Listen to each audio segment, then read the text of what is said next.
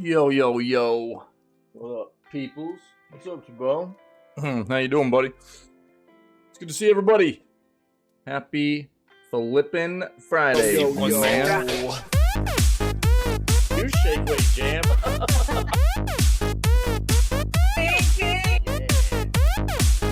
Booty, baby. Are pretty funny, Gabs.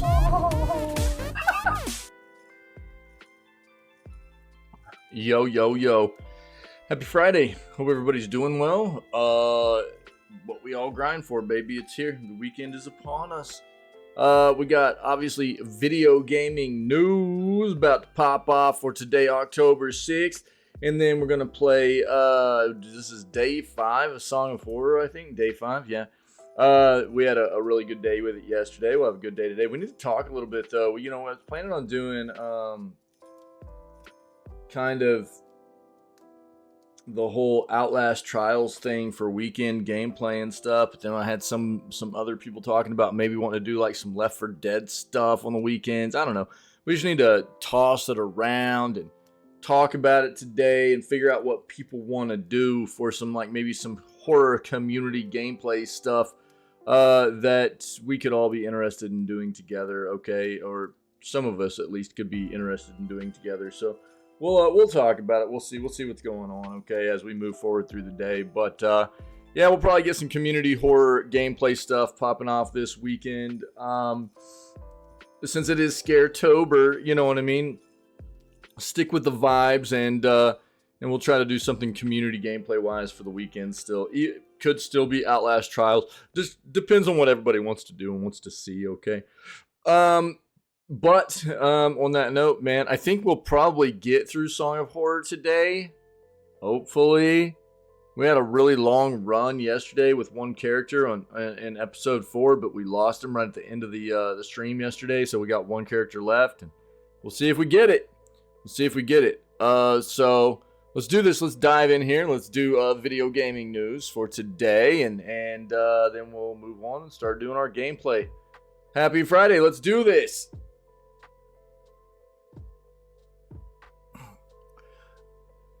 Oh, I'm good, Tabo, man. I'm good. Glad you're good, dude. Stressing week. Sorry, man. Bummer. Yeah. We got a new montage in the stream, dude. We got a new montage for the channel, consisting of some of the year 2 stuff. I've got more that I'm making, but dude, we had so many clips and highlights from year 2. So we got a new montage done. I'll probably get it uploaded to like the Twitch page and the YouTube channel tonight, more than likely. And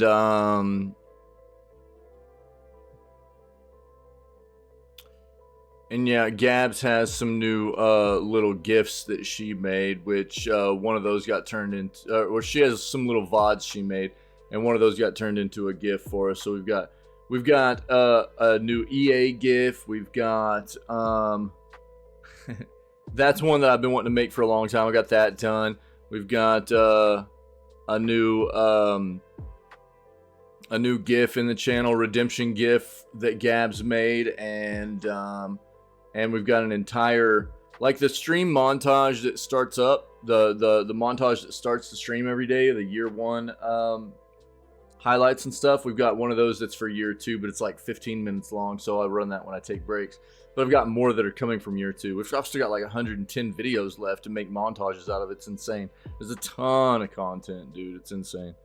But the first one's pretty good. I know that there's a highlight in there specifically that there's a lot that you'll like, but there's one for sure that is really going to make you smile, dude. So I'll run it in between the news segment today and playing games again.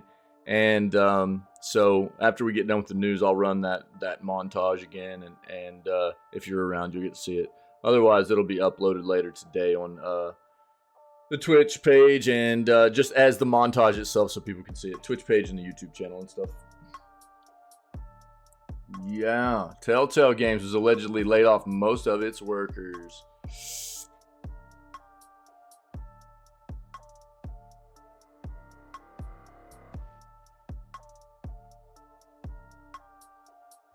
Yeah, this is a weird deal to me too. Why are there so many games industry layoffs? That's a great question. That is a great question. I mean, we've been juggling this topic around a lot here lately, and I keep kind of asking this same kind of question myself. It's a weird deal when you're talking about some of the more successful companies. And I'm not necessarily talking about Telltale Games, but let's backpedal about a week and talk about Epic Games. Epic Games just laid off 850 employees, you know, and that's about 16% of their workforce. And what's a layoff? Basically a mass firing of your staff. Yeah. It's a nicer term for just talking about firing people. Yeah. Right. Yeah. So nowadays it basically has the same connotation though that goes along with it. So basically, you know, we just found out that Epic has laid off or fired 16% of their workforce, which is 850 people. Mediatonic was apparently hit very hard, which is the creator of Fall Guys. And they also sold off Bandcamp, which they just bought 18 months ago. You know, and Epic is supposed to be a very, very successful company. So, I mean, the things that I'm always interested in is like, why? What's happened recently that's caused them to struggle so much? And the other thing is like,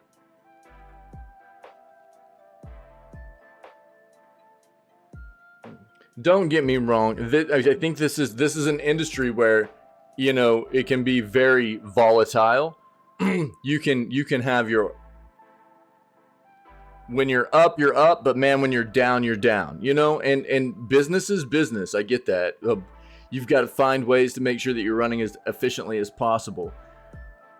But I feel like businesses, and nowadays I talk about this a lot. I feel like a lot of businesses nowadays look at most of their employees as expendable assets, not as the things that got them to where they are, or, you know, the things that have made them into a successful company in the first place, which is unfortunate. And don't get me wrong as well. There is definitely something to be said for having a great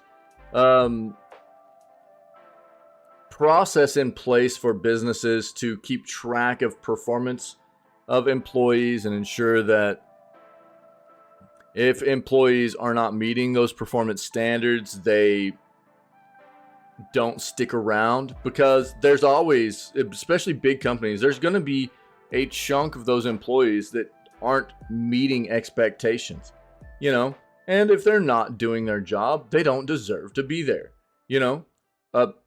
That there should be explicitly very clear laid out expectations of what each individual in their position is expected to meet throughout each year. They should be, you know, showing that they're meeting those expectations. And if they're not, then, you know, you have to understand as an employee that you might be riding a tight wire, as it were, of being, you know, let go because you're not meeting the expectations of what that employer has set before you, you know. But a lot of times I don't think that's what the case is here. I don't think that what we see quite often in these layoffs, because these are mass layoffs, let's be fair. I mean, you know, we saw it earlier this year where Microsoft and Xbox laid off, dude, it was like 11 to 12% of their workforce, which was thousands of employees, you know. And then they turn around right afterwards and they threw like a private concert for their shareholders and their top CEOs and their brass and stuff. And it was like, that's really gross. That's really gross. And then the whole thing with Epic as well, you know, you're talking about they're laying off 850 employees, but, you know, did they do anything in the first place before the layoffs to try and prevent this over a period of time? Did they do anything to try and and save these people's jobs? Do you think any of the top people at Epic took pay cuts? Do you think Tim Sweeney took a pay cut to try and save the jobs of those people that had made that company successful in the first place? Probably not. Because why should the rich people suffer?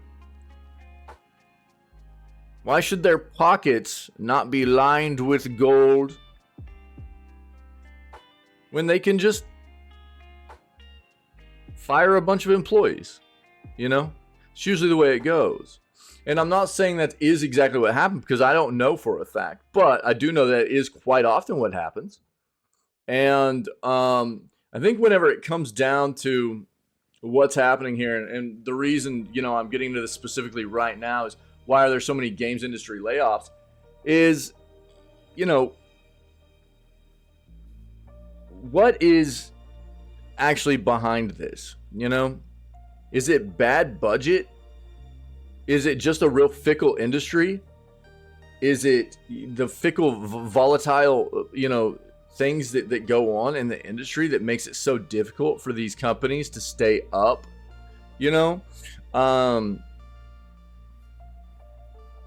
I think, you know, what I want to see is whenever we see these articles come out about all these companies that need to fire so many employees and they're struggling or whatever, I want to see why.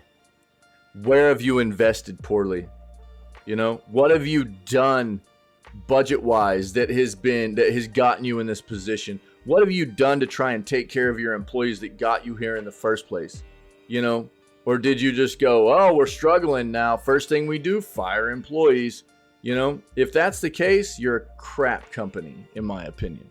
You know, and that's the kind of stuff I want to see. I want to see the nitty gritty. I want to see the details about what's gone on in lieu of these, and in light of these situations that have come down and presented hard times for the company. You know, are they buckling down and trying to do everything they can to cut costs and take care of their employees to the absolute last second before they feel like they can't do anything else but fire employees, or they're going to have to shut down, you know? Or is that their first option? Is that the first thing they resort to, is firing employees? You know, this is what I'm always wondering about. And if that's the case, dude, I'm sorry, but I don't agree. I don't think that's the play, man. You know? Right. But I mean, it's hard to determine too, because I mean, unless you're internal to these companies, you don't really know. My inkling is that it's probably the latter. You know, they're probably resorting first and foremost to just firing the amount of employees they feel like they can do away with, and that's their tactic. You know, that would be my inkling. That's because that's the way it seems like the world works anymore. You know, unfortunately.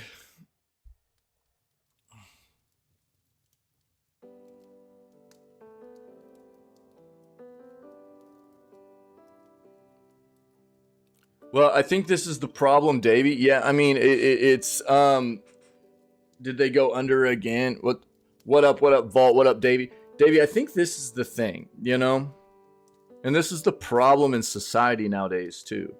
You have so much money in the hands of so few people, right? And I'll say this. It does seem like to me quite often that a lot of people can't ever have enough, you know? It doesn't matter how wealthy they are, how filthy rich they are, they always want more. I think part of that is inherently part of being a human. I think humans naturally, in a lot of ways, are just greedy ass beings that can't have enough. I think the thing is, and I think part of it's also like some of it's can be cultural, some of it can be a part of people's upbringing and things. look, man, I think that some of it's a mindset, some of it's a natural thing. I think some of it's also a mindset, and yeah, I think but what you're talking about, I think, is the difference between some of the better companies out there who have done everything they can, where you have very rarely seen CEOs that will take pay cuts. They'll do everything they can to try to take care of their workforce and take care of their people, and then the norm anymore seems like that's not the case, which is unfortunate in my opinion. And ultimately, it feels like they lose sight of what got them there in the first place, which is your workers. It's the people that really are the foundation of your company and everything, And you're right. I don't think it's ever easy to say, and it doesn't matter if it's this situation or any other difficult scenario. Putting yourself in those shoes is something that, that's what people need to be trying to do more often, I think. That's that's always what people need to be trying to do, is actually see things from that specific point of view, and see, how easy do you think it would be? But I think that what it comes down to is a lot of those people up at the top, man, they're really wealthy, dude. They're really, really wealthy. Would I be fine with taking a pay cut? If it meant saving, I think you should know by now the way that my mind works, dude. And if I was running a business and it was struggling and I had been making good money for a long time, this is the thing about me too. I'm not a very wantful person. I don't want a whole lot. I'm more about the fact of being thankful for the things I have. You know what I mean? If I've got the necessities in life, and then I'm pretty comfortable, dude. If I've got a roof and I've got clean water and I've got good food, and I've got my loved ones with me, I'm a pretty happy person, dude. So if I was in that position, and most of those people, take a Tim Sweeney who's worth billions of dollars, and I'm not saying he hasn't taken a pay cut, we don't know for sure, but if he hadn't, or whatever, just take somebody like that who's worth billions of dollars.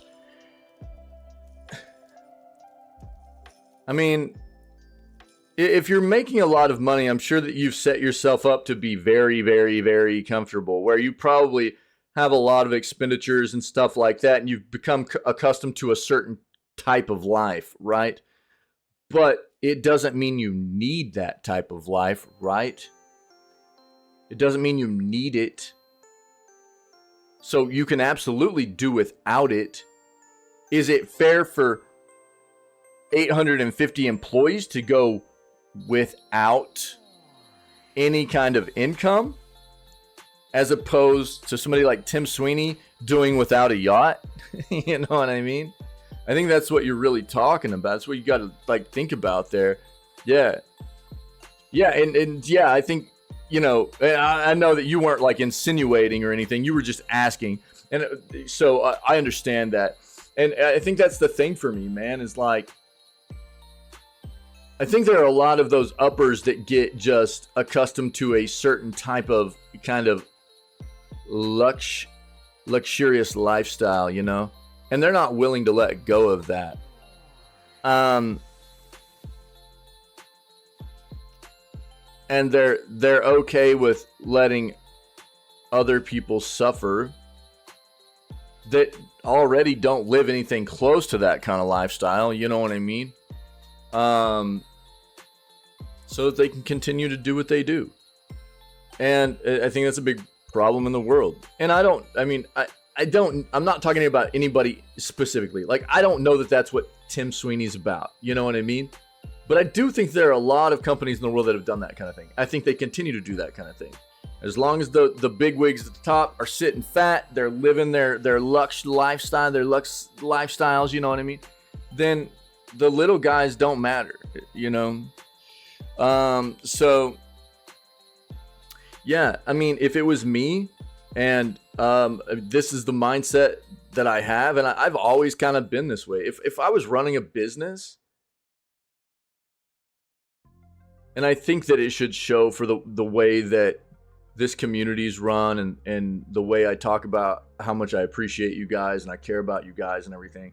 If I was running a business, it would be very important to me that the good employees that were part of the company that had helped us to become what we were would always be taken care of, you know. First and foremost, before anybody else in the company was made rich or anything, you know, it would be more about us being all taken care of rather than a few people being really well taken care of and other people forgotten, you know. I think that's a problem in the world today. It's about so many, you know, there's so few people that hold so much of the wealth and just continue to like create this giant machine that just is like vicing the majority of the world down and crushing all the majority, you know. It's unfortunate, man. So yeah, I think I'd be absolutely fine. I can't. Does it mean that some of those bigwigs might not have to make some sacrifices? Yeah, but are they going to be like, you know, probably really struggling or anything? No, not in the grand aspect of things. That they would be okay. They just don't want to. I think that's really the way it goes down. And Vault and Davey, what's up, guys? What's going on, man? Happy flipping Friday, guys. But again, I think this is what I'm always interested in when we see these kinds of articles is what's been done here for this business for them to try and take care of everybody and turn this situation around and keep everybody here as long as possible and before drastic measures had to be taken, you know. I think rarely that's what we see. We don't usually get those kind of stories, you know. Vault. Yo, just like.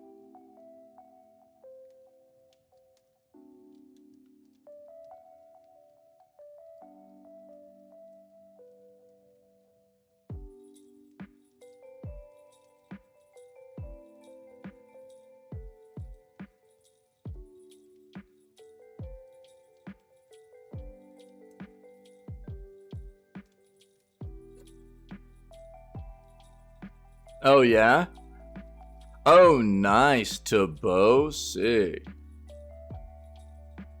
Oh, dude, it's Canadian Thanksgiving? Nice. All right. Yo, I think we've talked about this before, but is Canadian Thanksgiving, do you guys do you eat the same kinds of foods as like US Thanksgiving, or do you guys just like suck on bottles of maple syrup? Sorry, that was rude. Because look, dude, that's all I would do. I love maple syrup, dog. That's all I would do. If I had enough maple syrup, I'd put it on everything. So that's not a shot at you guys. I love maple syrup, dog. Real maple syrup too. You know.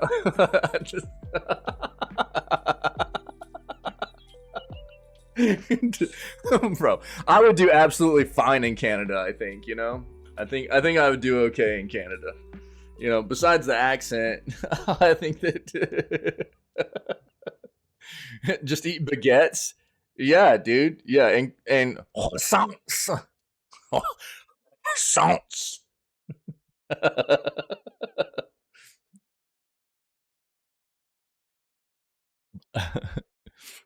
Cheese and wine. Yeah, yeah. There you go, Bo. Yeah, bro. Yeah, yeah. Do you see all the new 7TV emotes, dude? They're so good. Pinky hooked all that up, dog. They're so good.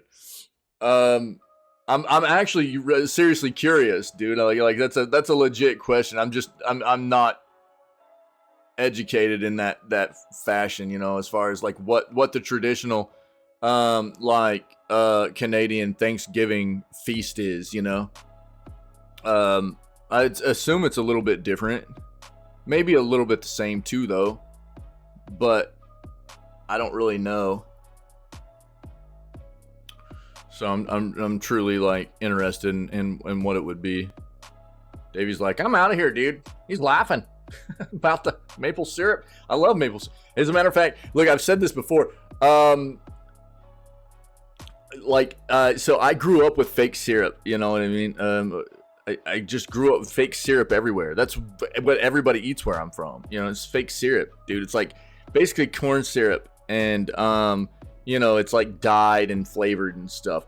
And it's literally disgusting. It's so gross. So whenever I got a little bit old, like a young adult, dude, I finally tried pure maple syrup for the first time. Changed my life, dude. Changed my life. I never ate fake syrup again. I won't do it, dude.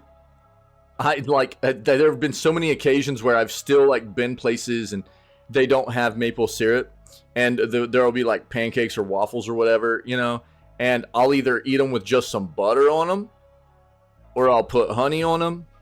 But dude, I will not eat fake syrup. I'm a syrup snob. Ever since I had real maple syrup, dude, I became a straight up syrup snob, dude.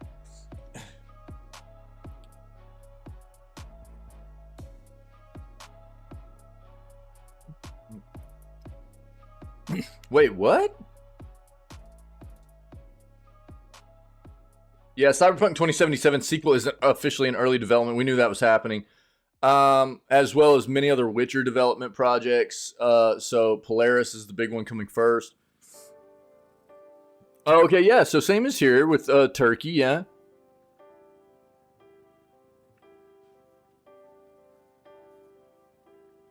Yeah, ham's another big one that happens here too, dude. Yeah. Okay, yeah. So like around here, and it varies from like region to region in the US, you know what I mean? But a lot of what we do is like, there's a lot of turkey, obviously. Turkey, ham. I have a lot of family that are like hunters and stuff, so we would eat things like venison, you know,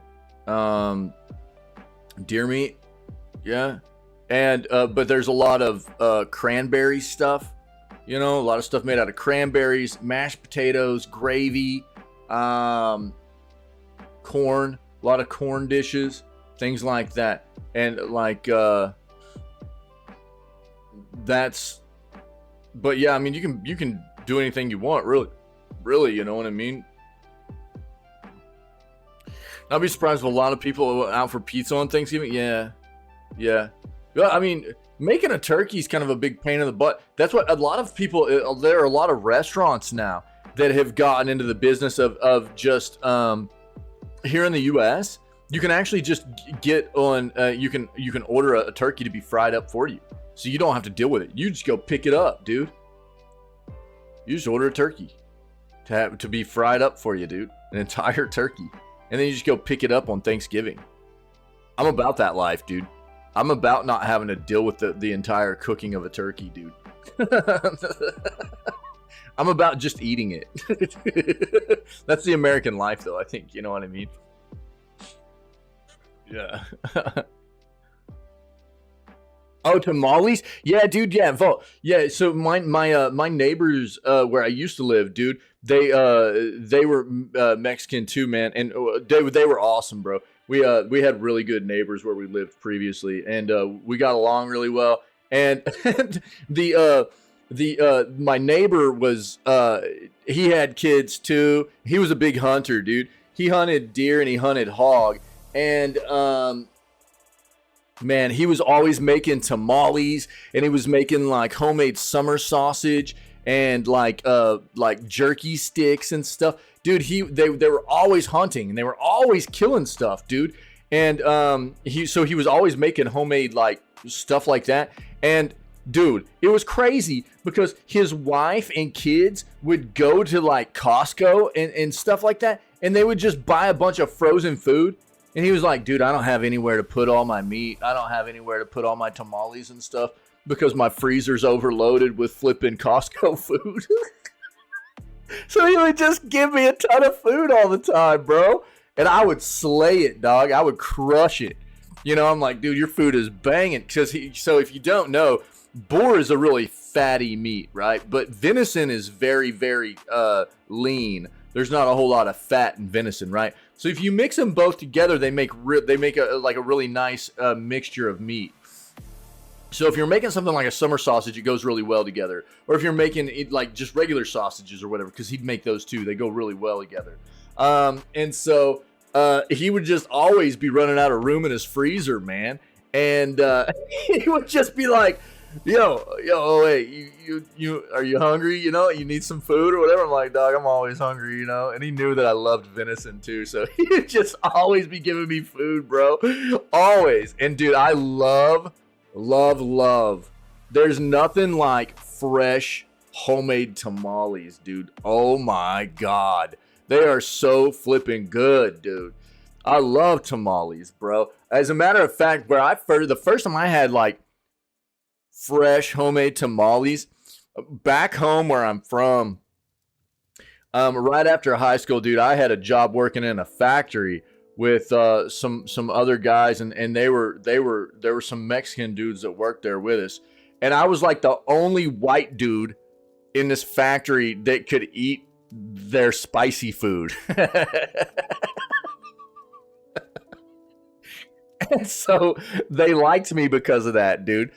You know, and so they would sometimes bring like tamales and stuff to work, dude, fresh tamales, like they'd make it home with their families and stuff, and they would bring me some extra tamales sometimes and stuff, you know, and I was really, really little back then too, man. I looked like I didn't eat probably, you know, which I did. I was just really, really little.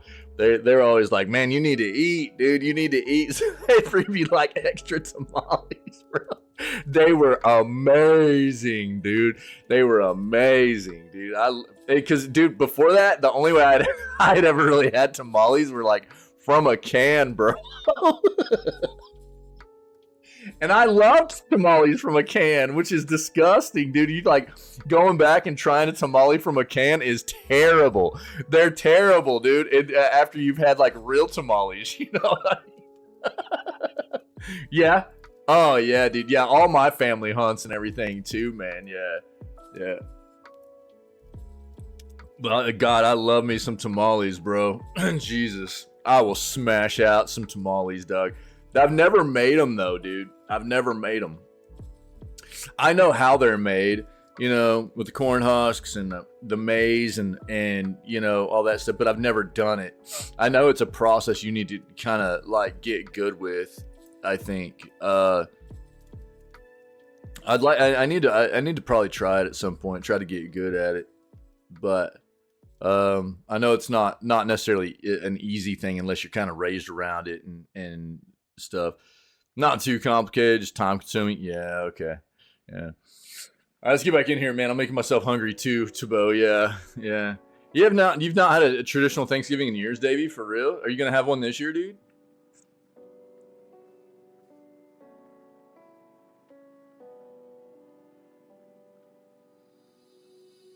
Yeah, god dang, dude. I haven't had tamales in a minute. Yeah, man, making me flipping hungry, dude. Vault, bro. We would sit down and smash some tamales together, dog. I know it. Bro, I'd be slathering some sriracha and some flipping jalapenos on top of those bad boys. Ooh, let's go, dog.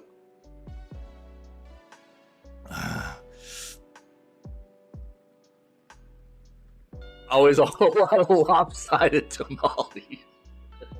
Yeah. Hey, dude, I don't care. I'll still eat a lopsided tamale. You know what I'm saying? I don't discriminate. Especially if somebody else is making them, dude. I'm not going to say anything. I'd be like, yo, that tamale looks great. I can't wait to eat that tamale. Okay, Tabo. Yo, it's good to see you, buddy. Yeah, I'll try to get that that montage uploaded tonight so you can see it, dude. Valentina's? I don't know if I've ever had Valentina's, Doug. I'll have to check it out. Yeah, it's good to see you, Tabo. Yeah, it's good to see you, buddy. Have a good day, okay? Maybe we'll see you later or something. So Cyberpunk sequel's officially in early development, and a live action project is in the works. What? Okay. Let's keep moving here. Bro, you guys already got me just stuck on talking about food this morning. Jesus. That's not a good look, dude.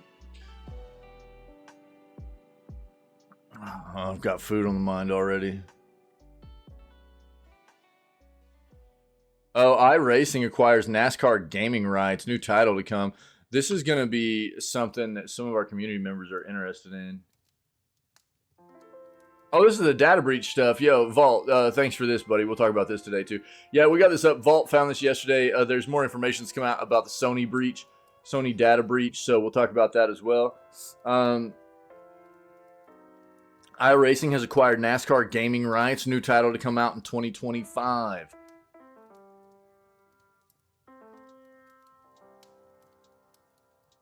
Samsung Gaming Hub supported games increased by 300.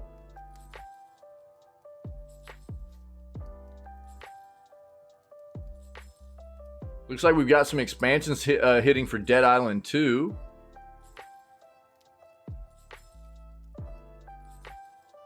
A new Vancouver-based EA studio.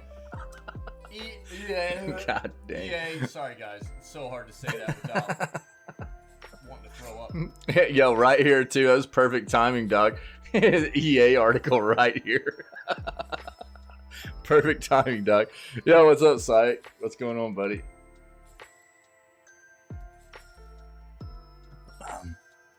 That was good timing, dude.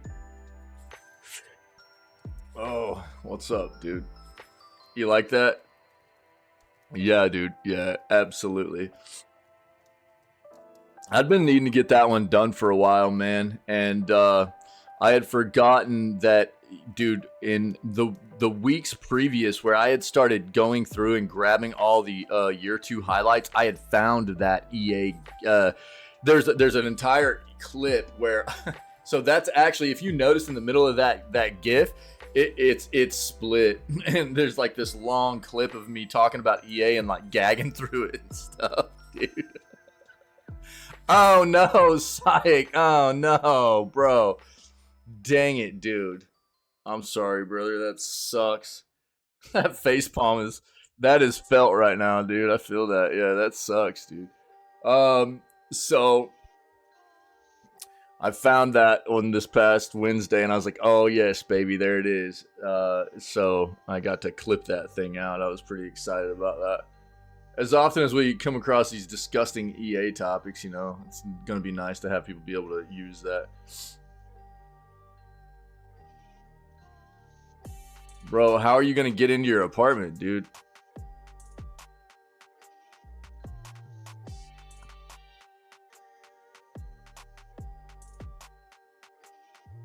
Family game night was good, dude. We played what was the name of that game? Telestrations? Is that the one where you draw all the pictures? You like get a word off a card, you draw the pictures, and everybody like the next person has to guess what it is, and the person after has to draw what they guess. I think it's Telestrations, right? Roommates coming up. Oh, okay, cool. A skill issue. Oh, nice, dude. Nice, bro. Yeah, Telestrations, I think is what it's called. Yeah, that's what we played. And then we played a round of Clue. And then we went out and rode bikes for a little bit together. Yeah, it was cool, man. We had a good night, dude. Yeah, it was a nice night. Thanks for asking, dude. Yeah, it was a nice night. It was a really nice evening yesterday around here too. And it was like kind of windy.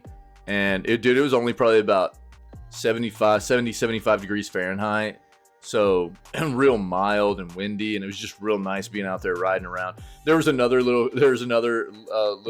dude out there riding around on a bike. I think he was trying to impress my daughter.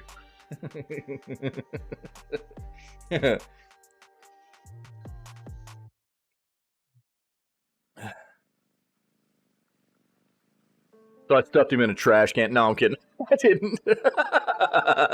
No, he was out riding around on a bike, and he kept like riding around us and stuff. And I was like, man, he might be. It came off like he was trying to kind of show off for my daughter a little bit, which was funny to see. You know, it's funny to see that. The season of love, baby. Yeah, I don't know. I'm not, you know, for my kids, it's never been a matter of me, you know, not wanting them to. I just want them to be kids while they're kids and not be too wrapped up in that kind of thing. You know what I mean? Be kids while you're kids. There's plenty of time for the whole romance thing and focus on what's really important right now, I think, in which is, you know, their job, which is school, and trying to make sure they're advancing to what they want to do and striving for what they want to do and not get too sidetracked with things like the young love stuff and everything. It can be a very distracting thing. I know, you know, so I don't know. It's not like me trying to make them avoid it or whatever, but just want them to stay, you know, focused and not get too distracted with that kind of thing while they're young. There's plenty of time for it as they grow up and get older and stuff. So I don't know, man. It was a very distracting thing for me when I was younger. I shouldn't have been as worried about it as I was, for sure. But I don't know. It's a weird thing. I don't think that either one of my kids really have very much of a focus on it, you know. They're pretty straight-laced, and they're focused on what they do, man. I don't think they have a whole lot of. But I told my daughter last night we were riding around, and she pulled up behind me. We were riding around. I was like, I think he's showing off for you. And she kind of like flipped her hair. Like, you know, I think she was just playing around, but I kind of chuckled at her. Yeah, I don't provide that information, dude. Yeah, sorry. So it's just one of those things, you know. I mean, you know, I show that they've been here on the channel with me quite often, and actually I had them come in here and say hi to everybody not too long ago. So people probably can come to pretty close assumptions and stuff, but as far as giving it out like the specifics and everything, that's just not something I'm gonna make easy for people. You know what I mean? The personal, definitive information about like me and the family and everything. It's kind of a sketchy path to ride if you're like with me being somebody that's always out there for the world to see. And you know, I'm not worried about most people in this community, but you never know who's lurking about and stuff, you know. No, actually, like, dude, about a week ago they were actually in here with me saying hi to the community and stuff. Yeah, so they hadn't been on in a while before that, though. Yeah. But it was like week and a half ago I had them in here with me. Because I was talking about them, and there were a bunch of people in here that I knew had never really seen or met the kids, and I was like, oh, I'll just go grab them real quick, you know? So I brought them in here and had them meet everybody. Yeah. Moving on. Hope it doesn't take your roommate too long to get in there, dude.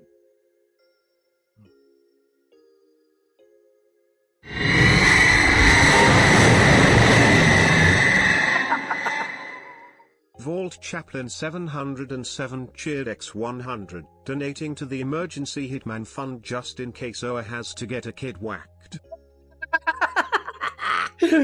Bro, here's my thing, dude. It's like, you know, I'm pretty chill. And as long as other people treat my kids the way they deserve to be treated, there's no issues, dude. You know what I mean?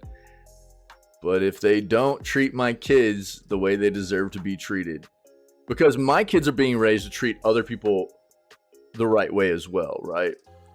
And it doesn't mean that people don't make mistakes and stuff like that. I get that, I understand that. But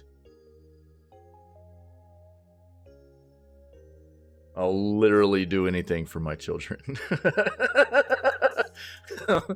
And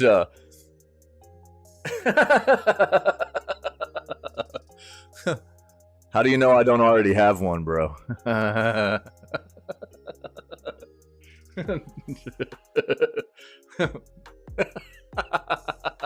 Yo, thanks for the bits, Vault. Thanks for the bits. So that's my big thing, really. It's like, it's, you know, it's inevitable, really. I think that, you know, they'll end up finding relationships and getting involved with people. My main thing for them is just trying to entrench in their minds that they deserve to be in relationships with people that treat them the right way. They deserve to be in relationships with people that treat them the way they deserve to be treated and treat them the way they treat other people as well. You know what I mean? And so I think that that's the big thing for me with the kids and everything, is like when they're ready to embark on those kinds of relationships in their lives and everything, that they keep that in mind, and hopefully they will. It doesn't always work out that way, but you know, that's what I try to, you know, keep pounding into their heads, you know, and is that that's what you deserve and that's what you need to be striving for. If you start, you know, engaging with somebody in some kind of romantic relationship and they're not treating you accordingly, you shouldn't be in a relationship with them, you know.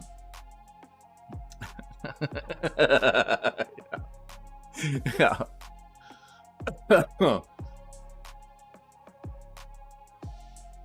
Wait, what?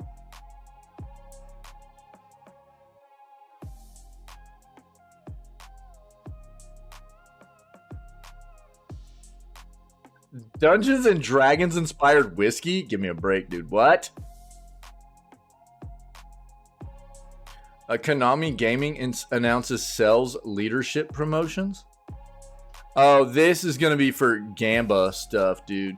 I forget how big Konami is into the gambling games and stuff, too. We've already got the Telltale stuff up. Yeah, look, man, we've already covered Modern Warfare 3. The beta is popping off this weekend, man, for the PlayStation stuff. It's PlayStation exclusive this weekend, and you can play the beta this weekend. The game releases on November 10th. Next weekend, I think, is going to be the open platform beta. So all platforms will be part of next weekend's beta. But that's what you need to know, man. We've hit on it already.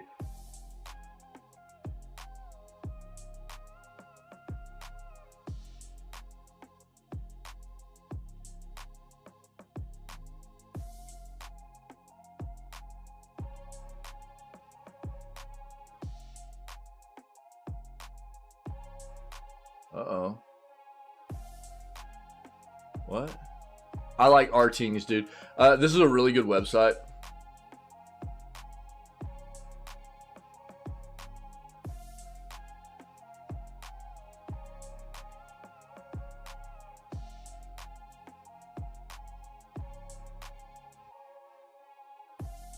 Uh-oh. Okay, we'll take a peek at that. That's actually a nice tech article for us gamers, dude.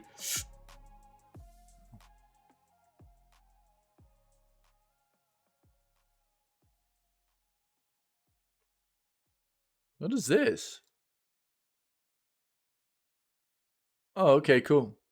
Yeah. Valve releases Proton 8.0-4 as a big improvement for Windows gaming on Linux. Nice. Okay. Take a look at that too. I actually probably need to turn down some of those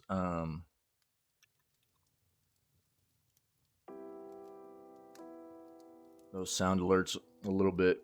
They are, I think, a little bit too loud. I might do that before we start gaming today. I forgot to do it last night. I was thinking about it yesterday, though.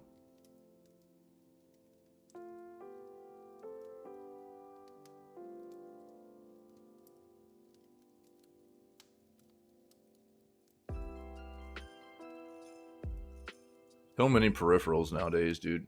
It's wild.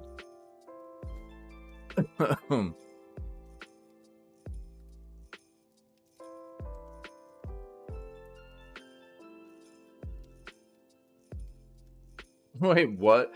Assassin's Creed Mirage gaming glasses? What? We already know that they've got like a haptic vest you can wear for Assassin's Creed Mirage. Now that they've got gaming glasses? What?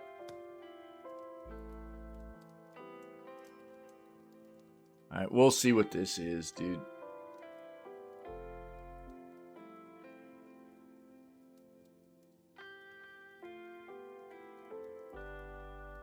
Interesting. Wish it would pop to the left. Oh well, we'll just have to keep it like this. Okay. What? We'll see what those are about.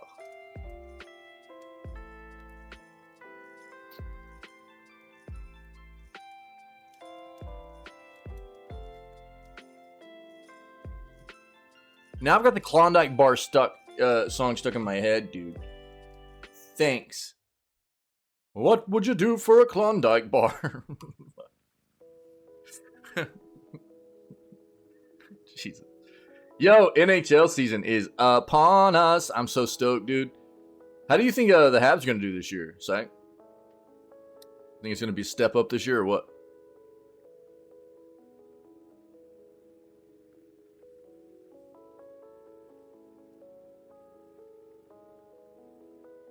What? Atari reveals Berserk Recharged.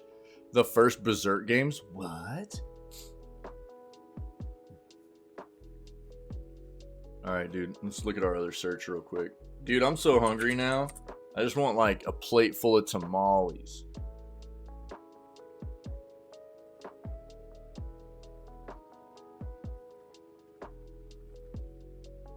Yeah, we got that up. Mm-hmm.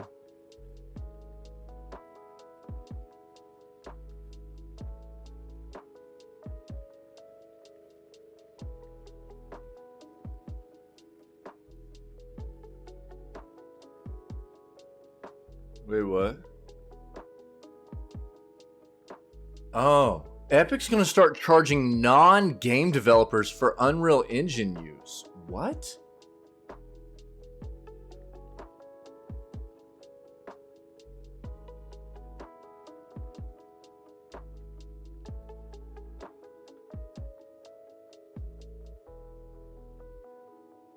Yeah, we got the PlayStation stuff up.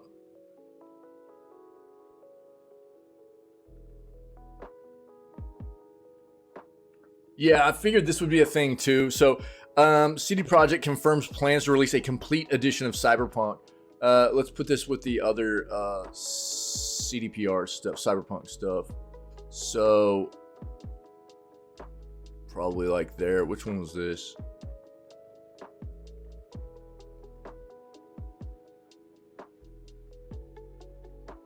We'll start it there. Cool.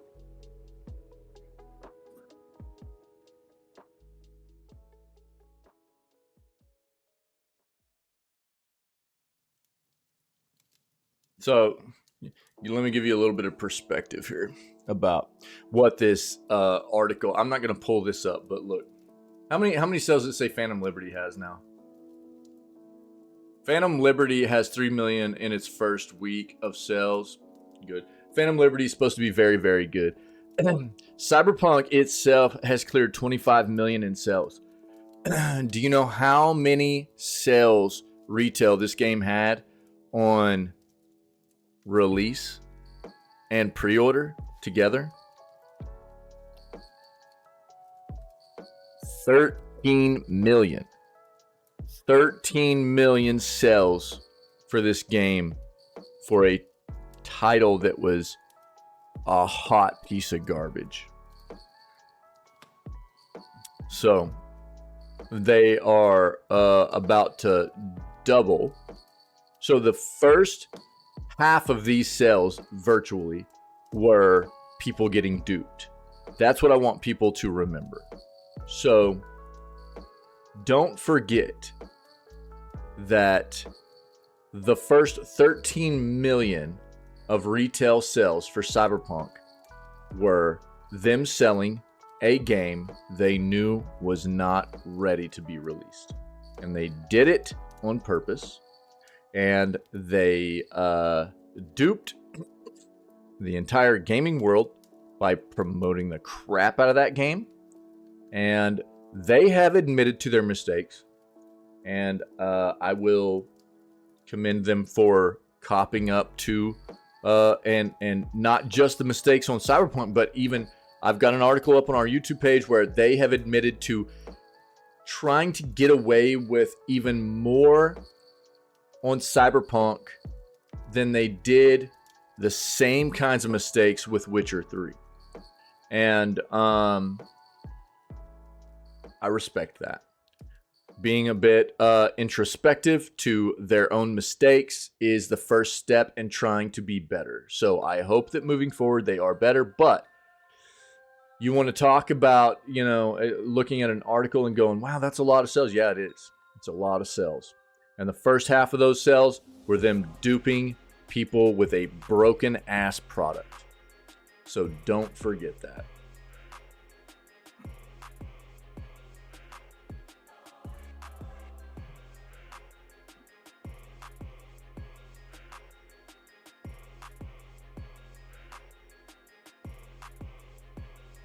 What? And more, dude?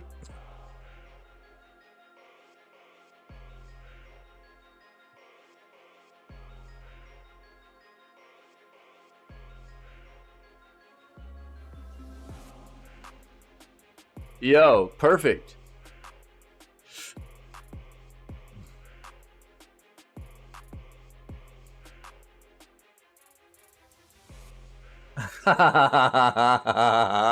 Yo, this is perfect for what we were talking about this morning and what I've been talking about over the, like, a lot of these really the past year. A lot of the firings that have been good over the past year for these gaming companies. This is like a default kind of slapstick or a slap in the face at a lot of these companies for what they do with just firing people, right? The video game company.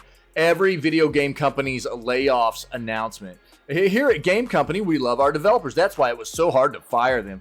We have made the very difficult decision to lay off our employees. We have been spending more money than we earn. Don't ask about CEO salaries. And cannot sustain this business model any longer. We are confident this is the best decision for our company and you, the community. Perfect, dude. This is, dude, I was literally talking about this exact thing this morning. Where is all the information about, like, where's your budget? What have you been doing that got you into this position? You know, what, like the most recent kind of mind-blowing thing here going on is the whole Epic situation. Oh, dude, we're going to flesh this out. It's going to be great. We'll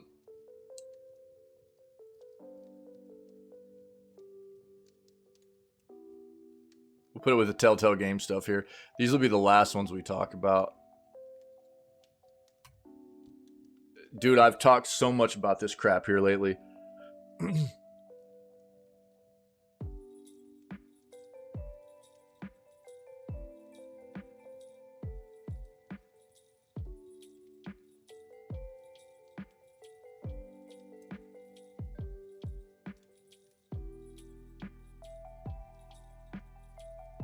Wait, what?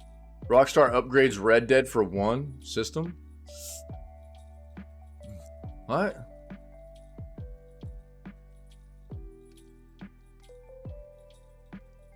Well, they added 60 frames per second to the Red Dead on PS5. Okay, yeah, good for you, Rockstar. Dude, I'm not a fan of that company.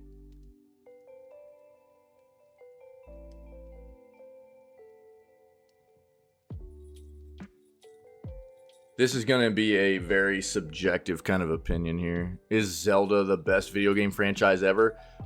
If you're a casual gamer, yeah, no doubt about it. you know.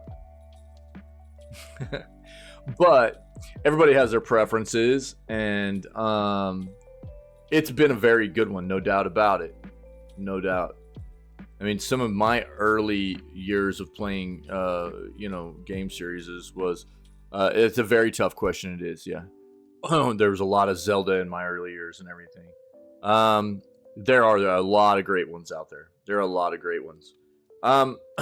So it's a very hard thing for, I think, a lot of well-versed gamers. It would be a tough thing to narrow down. You know, there are a lot of great franchises out there. Unfortunately, it's also presented a problem where I think many companies have gotten to a point where maybe some of the quality of those series has waned a bit through the years because they forgot how to focus on quality content. They knew that they could push out the name, and you know, so there have been some titles that haven't lived up to the name that is on the box, you know. And we've seen some of that with Final Fantasy, you know, series is like that. Yeah. I don't know. I mean, so yeah, I mean, obviously you take something like the Elder Scrolls for sure. Elder Scrolls for sure. I don't think it's hard for me to put something like Fable or Coder or Mass Effect up alongside something like Zelda. There's just not been enough from those others. Elder Scrolls for sure. Elder Scrolls, absolutely. You know? I know you're just talking about your favorites and stuff, and yeah, no doubt. Like, dude, I get that. But to put them up against like a greatest series of all time and stuff in gaming, I think you've actually got to take a look at the longevity, how long that series has been around, and how well the series has been developed throughout that time period, you know? And how many entries are there? Is it too polluted? Or have they, you know, like, done a pretty good job at just taking their time developing good games? There's a lot to take into consideration there, I think, you know? It's a tough one. Everybody's going to feel a little bit different about that. I don't even know what mine would be. It's hard for me not to say Final Fantasy. You know, that's there's so many of the Final Fantasy games that I love so much, and there are some that I will admit are pretty not great for me too, you know. Yeah, no. Yeah, and that's exactly what I just said. Yeah. Greatest doesn't always mean the most, right? I just said that. Yeah. So does it feel too polluted? Yeah. Are they just pushing them out? Because look, for me, something like Assassin's Creed, you know, you're pushing one out every single year. You're not getting the best gaming experience. I'm sorry. You're not putting the best gaming experience possible into that game. If you've got 11 different Assassin's Creed projects in development at the same time, which Ubisoft does right now, there's no way I'm going to accept that they have the best possible gaming experience being put into each of those, with so much being spread across all those projects. You know what I mean? There's just no way. But there is something to be said for how long Zelda's been around. We're talking about early NES days, right? So there's a longer time frame there for the series, meaning obviously there's going to be more entries, right? But they haven't pushed them out year on end either. They've taken their time quite often. They've done a really good job. There's a lot of them, and I don't think they're all bangers, but a lot of them are. You know, Zelda's a really good franchise, man. You know, I think that's one of those things you have to kind of discern too, is like, you know, and don't get me wrong, I know there's some good Assassin's Creeds also, but it's like when you take a look at something like Assassin's Creed, everybody's just going to have a bit of a different kind of, it's going to be subjective. You know, everybody respectively is going to have a different kind of view, and everybody's got a different preference for the kinds of games they like and things like that. There are going to be some people that go, no, it's Pokemon. You know what I mean? So, but I can see why so many people would think it might be Zelda. You know, but I do think that when you're talking about maybe the greatest video game franchise ever, you do have to go take a look at how long that franchise has been running. If you're going to talk about the best video game franchise ever, you do have to put some kind of consideration in there for how long has the franchise been running. And then take into consideration, well, have they been just polluting it without taking their time and making good content? There's other things to consider after that point too, I think. You know, everybody's going to feel different though. This is the thing for me. It's always hard for me to accept, like, there are people, and we all know some of these people, that are just blinded by their love for a certain franchise, right? Where they can't admit that maybe there are some. Yeah. They can't even admit that there are some maybe lulls in the series. You know what I mean? Like maybe a few dips, if you will. You know, and I think that Zelda is one of the better long running franchises, no doubt. But there are gonna be a few dips in there, a few lulls where they've got some titles that weren't necessarily up to par with a lot of the other ones. But there are gonna be a lot of fans out there that are just Zelda blind, if you will. You know, we all know people like that, whether it be with Zelda or any other franchise for that matter, where they can't. It's really, really hard for them to admit or see any of the criticism or the facts around it, really. You know what I mean? They just can't accept it, dude. You know, we all know people like that. But I'm much more willing to accept people's point of view when they can go, you know, when they can't admit that kind of stuff. The blind people, if you will, the ones that are just oblivious to any of the maybe shortcomings of those kinds of situations. It's hard for me to listen to anything they really have to say, because I know that they can't see the whole picture. You know, it's tough.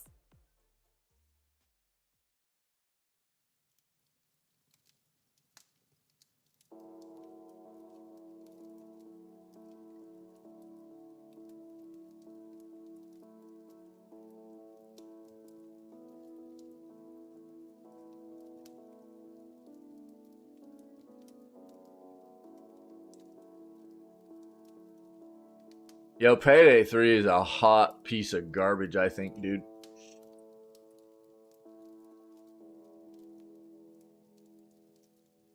It's gone up to almost 40% positive now.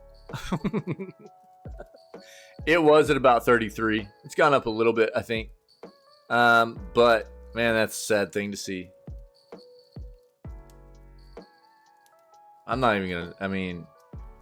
It's so sad that they butchered a game that was so good. Payday 2 was so good, dude. There's not even any point in reading into this, really. Looks like they're delaying a big stability patch for the game. A big surprise, Starbreeze. Jesus, you guys have been such a letdown.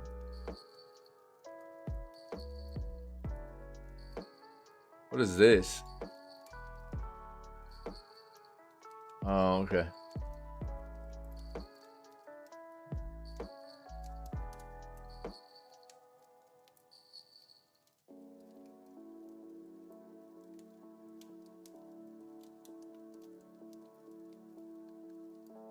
Oh, no way. Redfall's concurrent Steam players have hit single figures. Dude, Redfall's concurrent Steam players have hit single figures every day for the past 2 weeks. Yeah, at times there aren't enough players for 4-player co-op. Dude, how brutal. It's probably a little bit better on Game Pass, but not much. What's funny is that, look, we came across an article not too long ago where Xbox and Microsoft were talking about how they were going to turn Redfall into something enjoyable and something good. And I was like, dude, I think it's too late. I don't think anybody cares anymore. I think you missed your opportunity here, you know? And I think that there's a lot of things that come along with that. It's like, you know, do you have enough of a decent core here to turn this into something? Is it worth your time and effort? I don't know. There are a lot of different examples of different ways that this has been done, but it's in the gaming industry's history, it's not always easy. A lot of times it takes a lot of overhaul for a game. Take something like Final Fantasy 14, which is a much different genre, but still a live service game and everything. Final Fantasy 14 was terrible on release, and they basically had to go in and strip the game all the way down and rebuild a lot of it and change it an incredible amount before it became what it is today, which people love. You think they're willing to do that with Redfall? I don't think so. I don't think so. This game's dead, dude. I think Redfall's dead.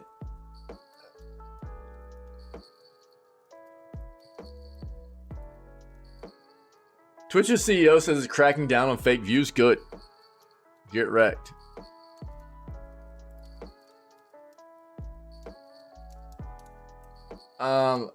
I'm not going to pull this up, but I've talked about this before. I think it's gross that they're, it's cheating really is what it is. It's cheating. The concept is good. The concept of what? Specifically, well, I've kind of switched topics pretty quick here recently. So, the concept, yeah, well, I mean, yeah,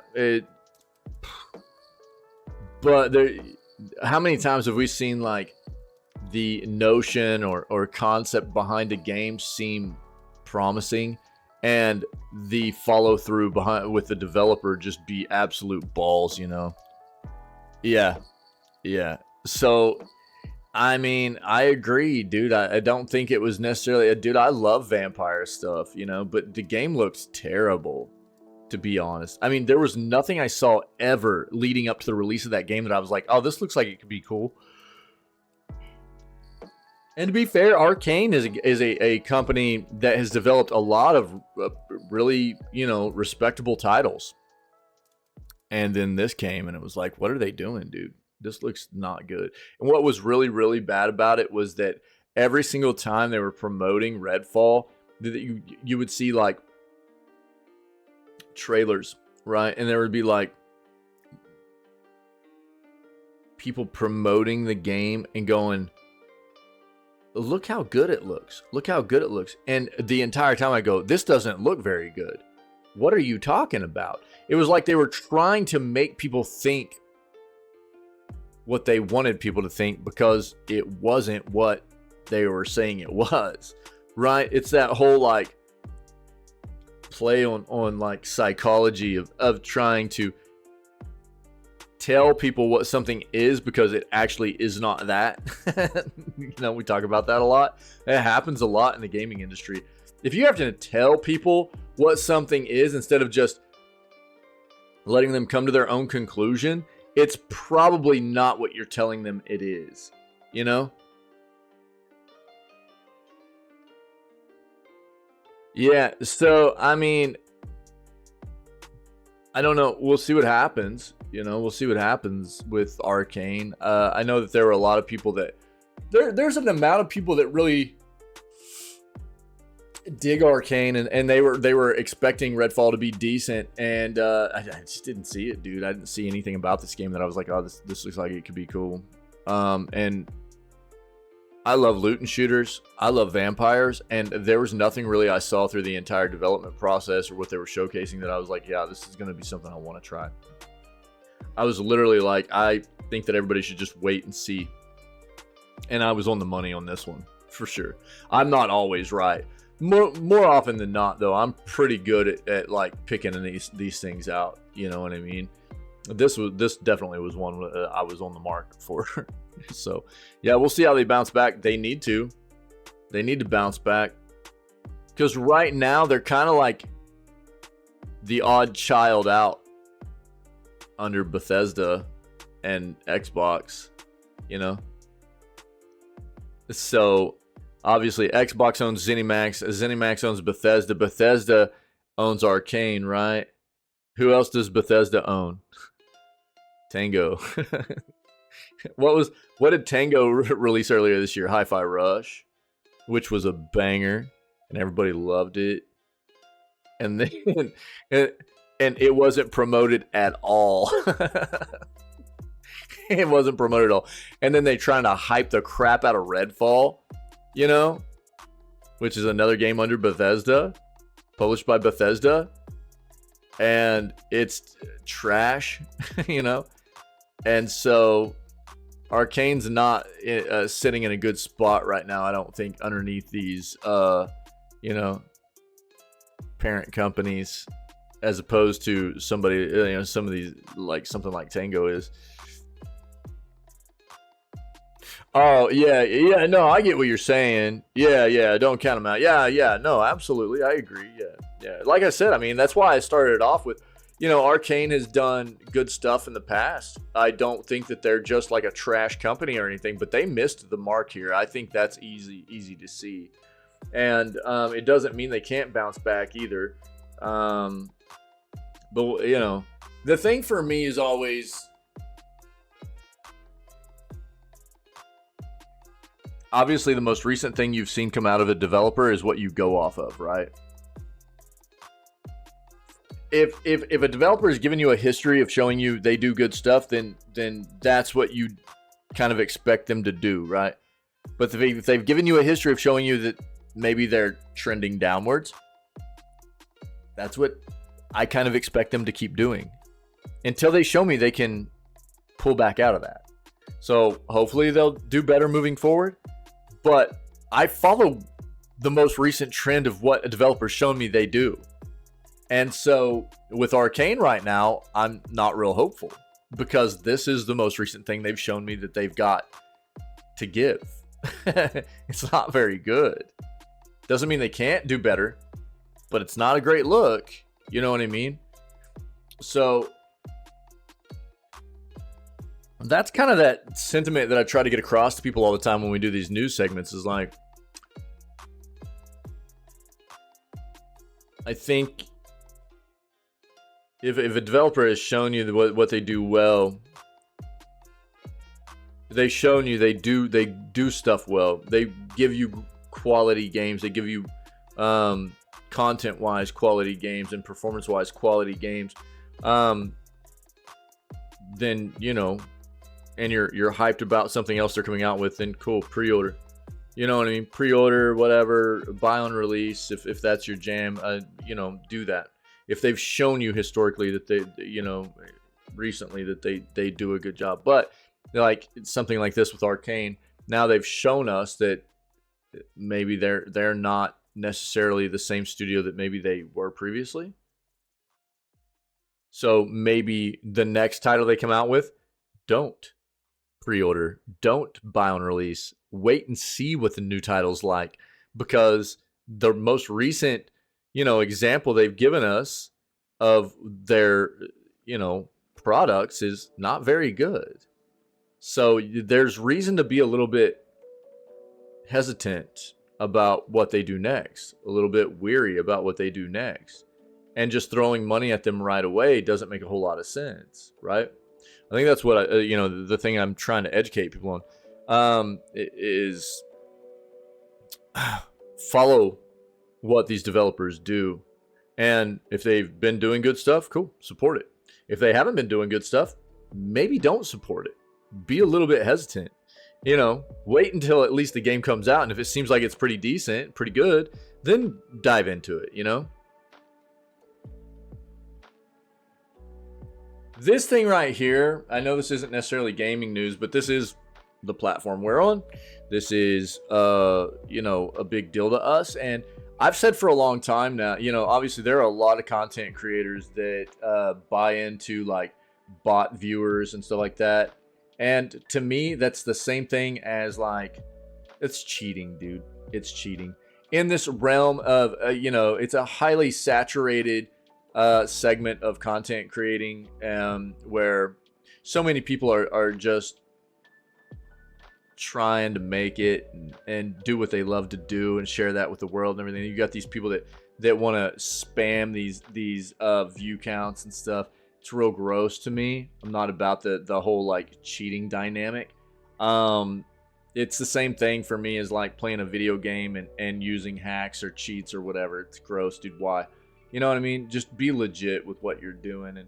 And I'm glad to see that Twitch is trying to crack down on this, because basically what this does is this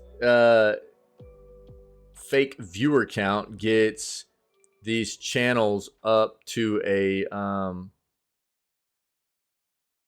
very high place on like recommended channels for their platform and everything. And it's just gross to see, you know? It's just, it's not cool, man. So I've never done it. I wouldn't even consider it because I find it disgusting. And, you know, it's just resorting, in my opinion, to really scummy, gross tactics to try and, elevate yourself to a level that you shouldn't be at necessarily, you know? If your content's really that good and you've got a community that deserves to be viewed, it'll be viewed. But if you cheat, you don't deserve to be viewed, in my opinion. So I'm glad they're doing this.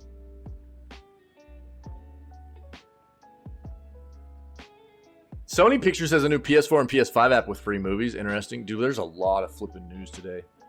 Yeah, we talked about this yesterday. This is a big blow to Sony, or Sega, I mean.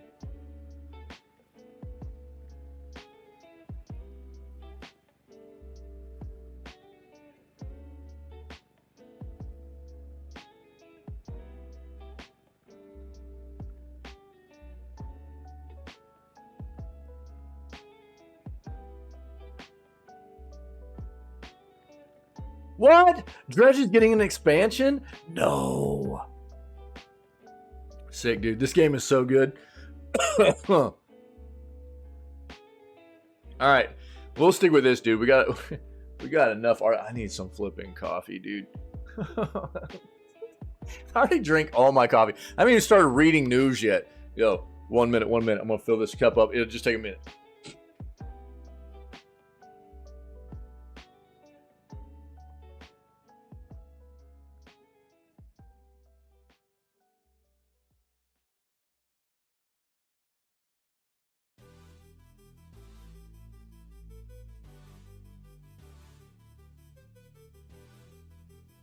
I love you.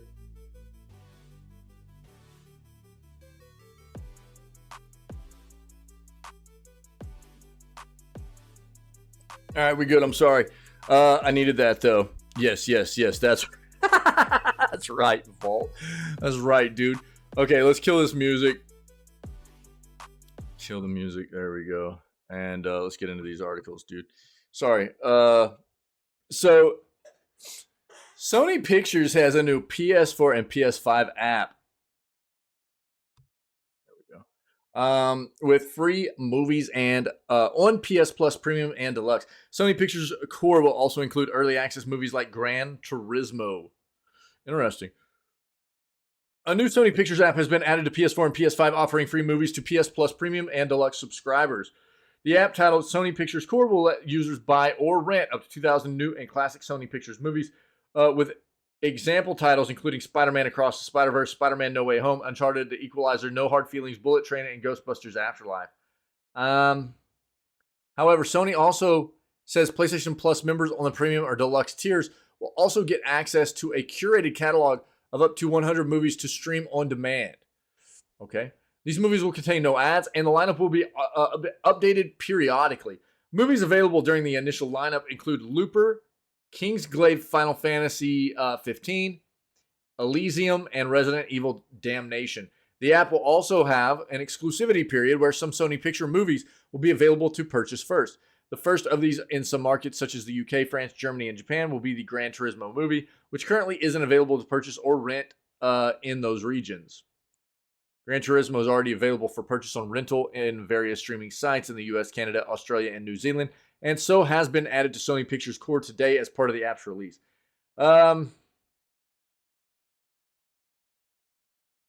This is just the beginning. Sony says we have a plan to evolve the offerings and benefits of Sony Pictures Core over time, including a selection of hit anime content from Crunchyroll. So I think this is obviously a good thing for anybody that has a subscription to PS Plus. Get some free movie streaming content. Here's my my thing though.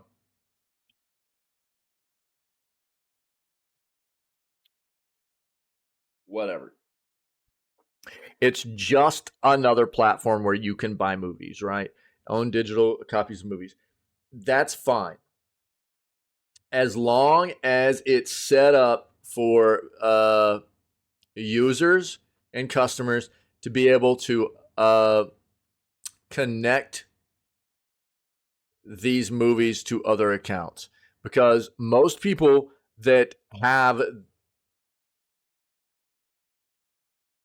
have various different digital libraries of movies and TV shows and stuff. Whether it be on like something like VUDU,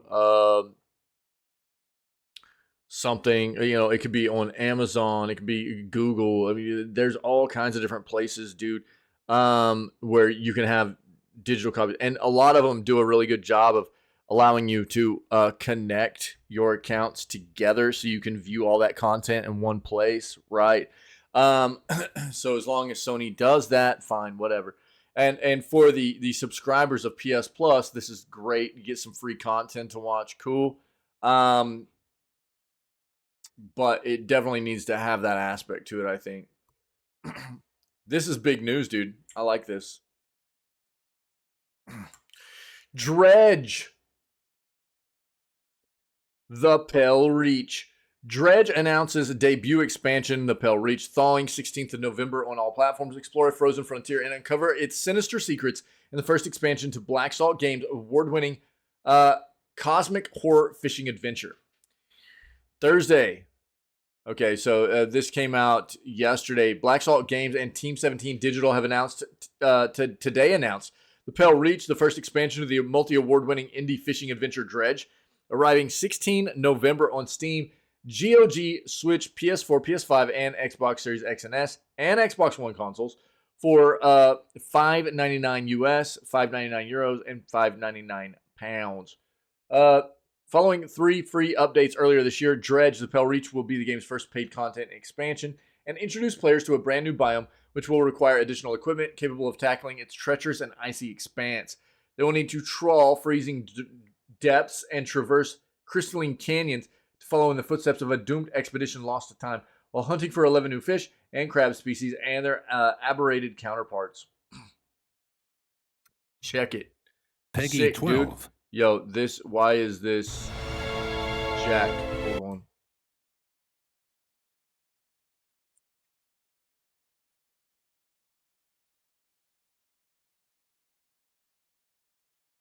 There we go. That was embedded really weird.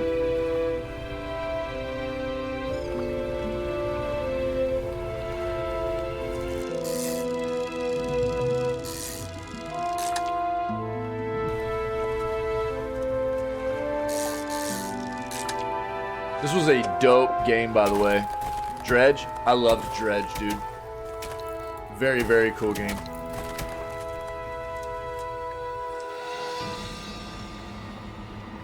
It's probably like my indie honorable mention this year. Dredges. It was a lot of fun.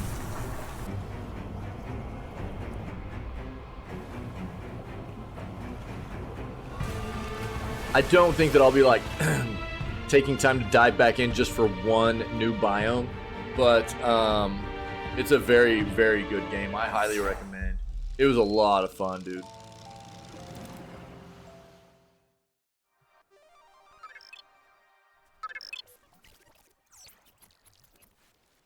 Neato, man. All right.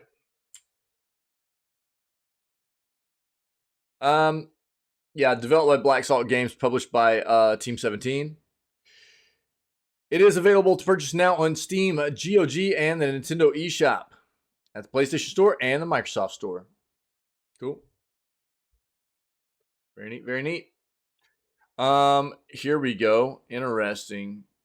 Atari reveals Berserk Recharge, the first Berserk game since the 1980s. Earlier this year, Atari announced that it acquired Berserk, its sequel Frenzy, and 10 more classic arcade properties. Now, as part of Atari's Recharge lineup, it has revealed Berserk Recharge, and it's coming to consoles and PC later this year. The original Berserk is an arcade game released in 1980. In it, players control a top-down avatar while shooting through hordes of armed robots in an electrified maze. The big bad was evil Otto, who bounced around the maze as a giant smiley face, hunting players down. Atari says Otto is back in Berserk Recharged, bringing with him updated graphics, deft twin-stick controls, and a new soundtrack by the acclaimed Megan McDuffie. Dude, I thought this was talking about Berserk, the flippin' anime manga. But, okay. Destroy the intruder.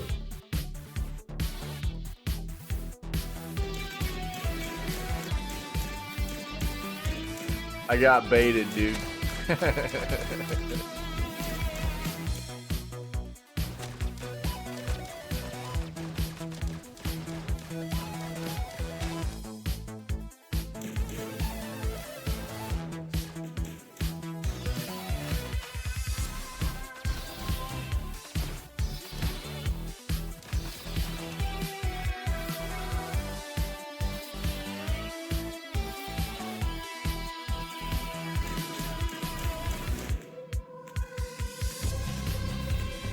Chicken, fight like a robot.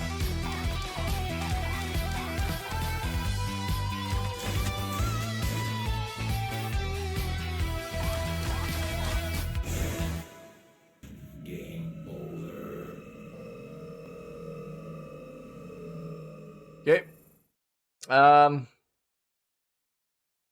Atari says Berserk Recharge mazes are made of random rooms, and intensity and difficulty is reflected by enemy robots changing color schemes the further you go. There are over 20 mazes to play through, each with different gameplay challenges. To survive, you'll need to utilize different weapon modifiers like a spread shot, big shot, or railgun, and other modifiers like speed boosts, shields, mines, and more. It will feature co-op play and a public leaderboard as well. And Berserker Enhanced Edition, a 2600 cartridge version of the classic Berserker game, is also coming, which will be able to be played with the new Atari 2600 Plus that is being pushed out.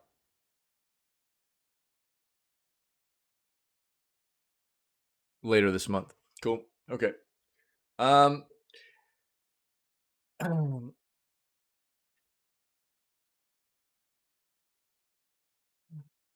We're going to read about this a little bit later.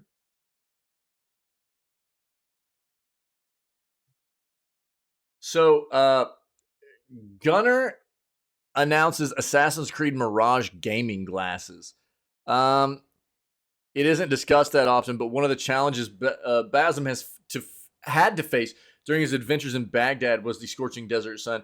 The white robes of the Hidden Ones reflected the damaging UV rays, but his eyes remained unprotected as he crossed the hot desert and tried to shield his eyes during sandstorms. Staying inside all day safely, planted in front of various screens, whether they are used for work or recreation, does help avoid the harmful effects of the sun, introduces the new element of blue light emitted from screens. Gunnar has been a longtime manufacturer of gaming glasses designed to filter out blue light and reduce eye fatigue from extended gaming sessions. So today, Gunnar has announced their newest pair of gaming glasses, the Assassin's Creed Mirage Edition. These are officially licensed.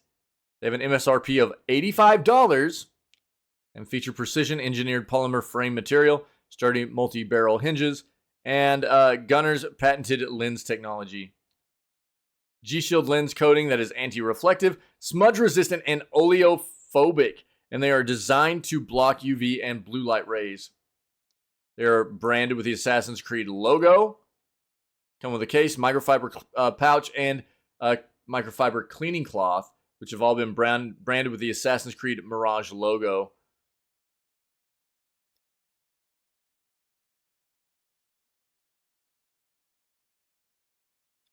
Okay. Cool. Here you go. If you're interested in some AC Mirage glasses, Valve is releasing Proton 8.0-4 as a big improvement for Windows gaming on Linux. Valve has just released Proton 8.0-4 as stable on the Steam client for enhancing the experience for running Windows games on Linux for this Wine-based software that powers Steam Play. It brings forward many game usability improvements, bug fixes, and various new features for running countless modern games targeting Windows to just work on Linux. Who is this quoting? Todd Howard? For both the likes of the Linux desktop gaming experience and Valve Steam Deck handheld, most of these features were previously available for those opting into the Proton experimental build, while now are deemed stable. So Proton 8.0-4 gets more games running that previously only worked when using Proton Experimental. EverQuest 2, Star Wars Knights of the Old Republic 2. There you go. There you go, Vault. The Longest Journey and other games are now working nice on the stable Proton update. It also fixes Battle.net continuously trying to update itself. The EA desktop software having a blank login screen after its recent update. Baldur's Gate 3 launcher sometimes having an error dialogue. Fixing some UE4 games, NVIDIA NVAPI is now enabled for many more Windows games, fixing Ubisoft Connect breaking with its recent versions, and countless other bug fixes. Nice. That's good, dude. Nice. Good news there for the Steam Deck and its consumers. Oh, that's good. All right, here we go.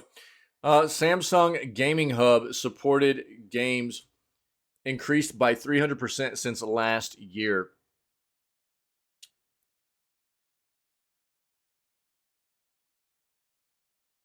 Samsung has made a number of announcements at the Samsung Developers Conference 2023 in San Fran. Yesterday, probably. Yep. The SDC is an annual event where Samsung showcases its software innovations.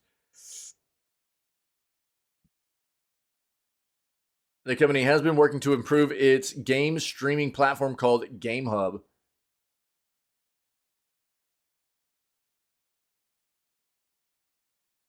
Someone with a compatible smart TV, Samsung Smart TV, or smart monitor can access the Xbox Game Pass streaming service directly from the Samsung Gaming Hub. Other supported streaming services include the likes of Luna, AntStream Arcade, Blacknut, GeForce Now, and Utomic. Support for popular controllers is also provided by Gaming Hub. Compatible with DualSense, DualShock 4, Sony controllers, wide range of official Xbox controllers, as well as Microsoft's Xbox adaptive controllers. Oh, dude, this is like 7 minutes long. We've seen a lot of this stuff before, though, so if you want to take a look.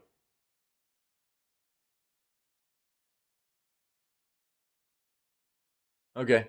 Yeah, they're doing a lot of stuff on this front. We're also hearing about them, like, rolling out an entire, we read about this yesterday, Samsung's rolling out, like, a game streaming platform for their devices, like their phones and tablets and stuff, too, where it's not actually streaming through other services like you're reading right here. Their gaming hub is actually about streaming, specifically using other streaming services that you don't need other hardware. That's what this is about, right?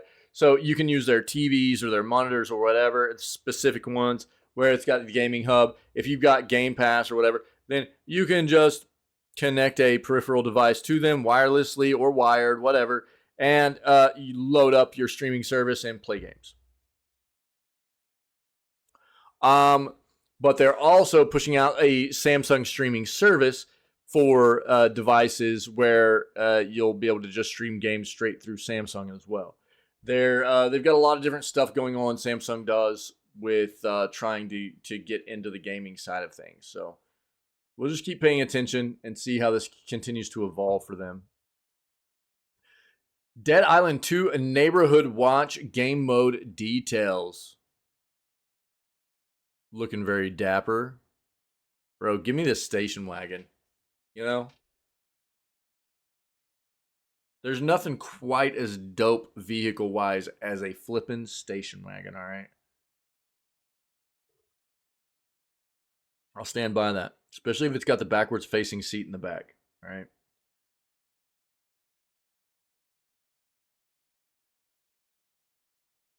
You don't know what I'm talking about here. Old school station wagons had a sick thing in them.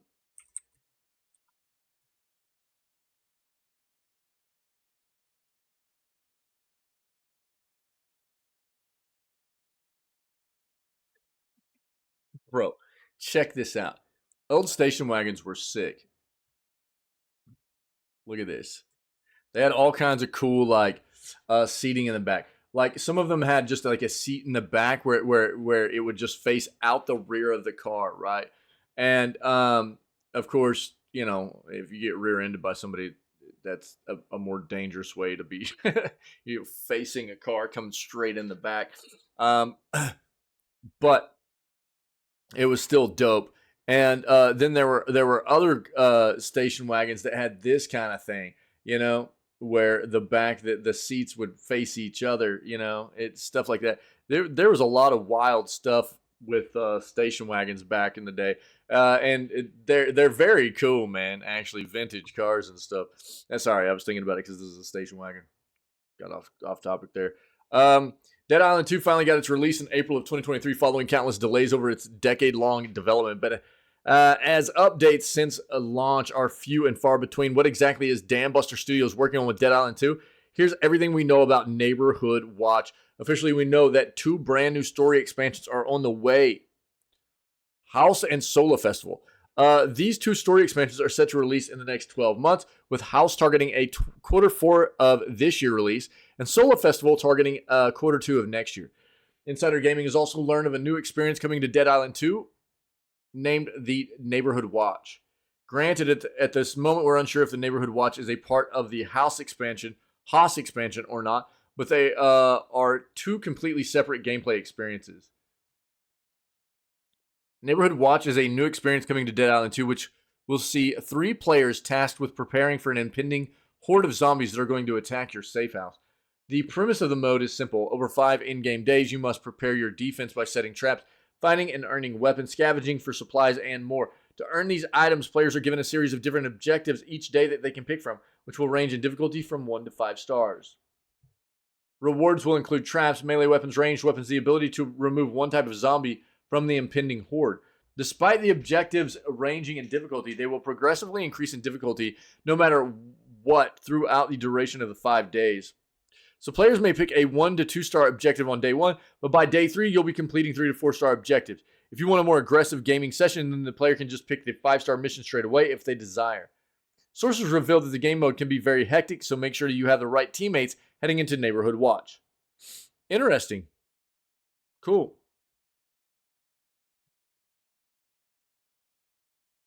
Sounds like that could be cool.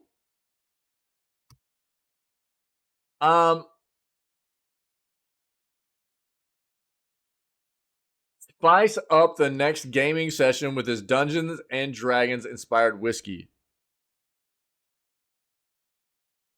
Quest's End.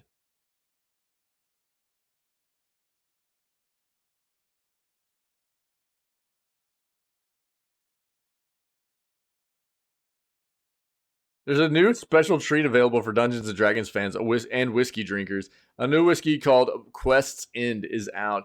It's the first Dungeons and Dragons inspired whiskey to be released by the company Find Familiar Spirits. Pre-sale started on Wednesday, and public sale started Friday. With 100 proof whiskey, the 100 proof whiskey costs $149 and will ship in November. The company is going to roll out additional D&D inspired bottles next year called Rogue, Warlock, and Dragon. Each has its own flavor, a profile, and artwork, and a chapter in an original fantasy saga written by writer and game narrative director Kate Welsh. Interesting. So this is Paladin, and they've got Rogue, Warlock, and Dragon coming out afterwards. Interesting. Yo! Kappa Claus. Random mode time. Let's go.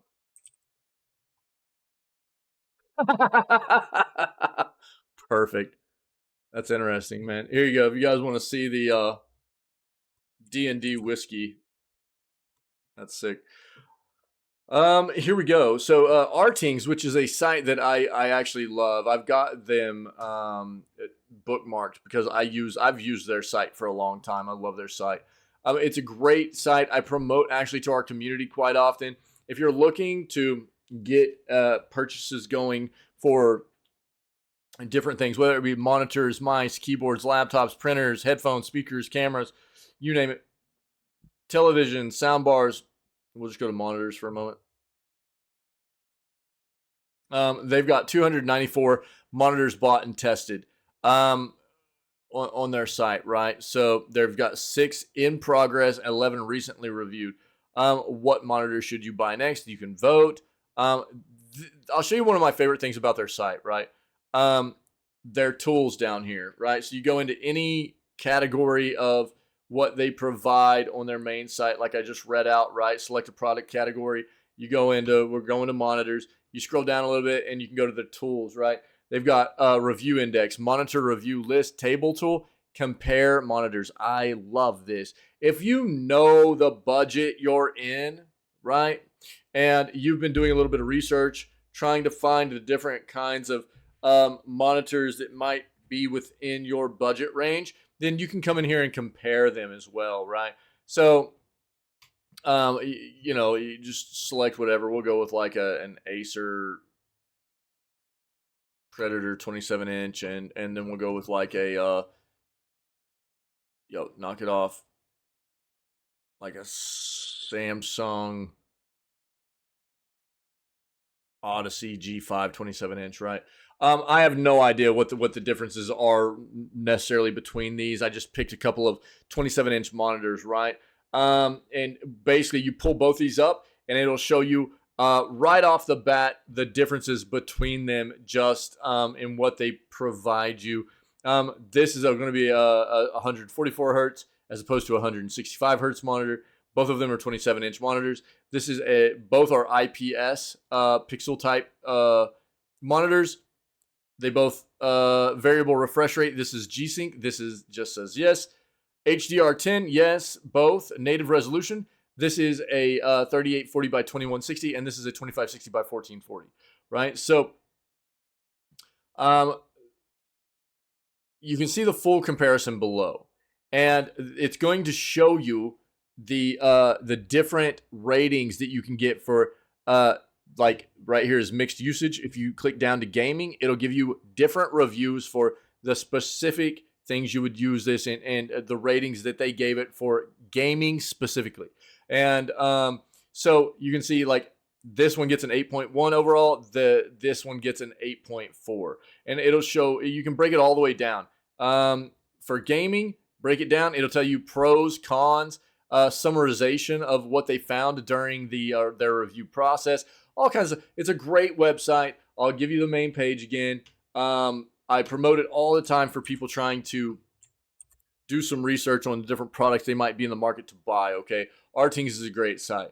But the reason I am showing you that right now is because this article says Artings' latest OLED monitor burn-in tests are not good news for Samsung. So LG Panel Tech seems to be holding up better after 4 months. Artings is 4 months and about 2,000 hours into its OLED PC monitor burn-in testing, and the results so far do not look good for monitors with Samsung's QD OLED panels. Admittedly, Artings only has 3 monitors on test, 2 with Samsung QD OLED tech and 1 with LG WOLED tech. But both of the Samsung-equipped monitors are showing signs of burn-in, while the LG model appears to have avoided any image retention. If you don't understand what burn-in means, it means that they are both basically running these monitors non-stop with the same image on them, right? And eventually what can happen to specific panels, if they're of a lower quality, this used to be a very prominent thing in the early days of LCDs and plasma TVs and stuff, would be a burn-in. So if a specific image was left on the screen for too long, it would stay burned into the pixels. So even if you changed it, you would still see like a ghosting image of that that image that had been burnt into the pixels. That's why it's called burn-in. So this has been something technology has done away with in large part over the years, but apparently there's still an amount of burn-in that is happening with certain panels, and Samsung's new QD OLED panels are a bit susceptible to this. Artings conducts its test running the CNN News Channel 24/7. That's a worst-case scenario for OLED burn-in because it involves a bright white bar across the bottom of the display, including the CNN logo. It's basically purpose-built for burn-in, which is no doubt why Artings tests this way. For the record, the models in the test are the Alienware 34, AW34 23DWF, and the LG Ultra Gear 27GR95QE-B, and the Samsung Odyssey OLED G8 G8 5SB. While we haven't reviewed the Samsung model, we have looked at its larger sibling, the G9. One possible conclusion to draw is that the Samsung panels are paying for their superior full screen brightness. LG panels are dimmer for full screen and larger percentage screen coverage brightness. Is that why the Artings testing seemed to indicate LG panels are less prone to burn-in? You can see it right here, though. Oh, dude, that's a bad. No. So let me just. You'll see it down here. So this is what they're talking about with the burn-in. It's probably kind of difficult to see, but it is there.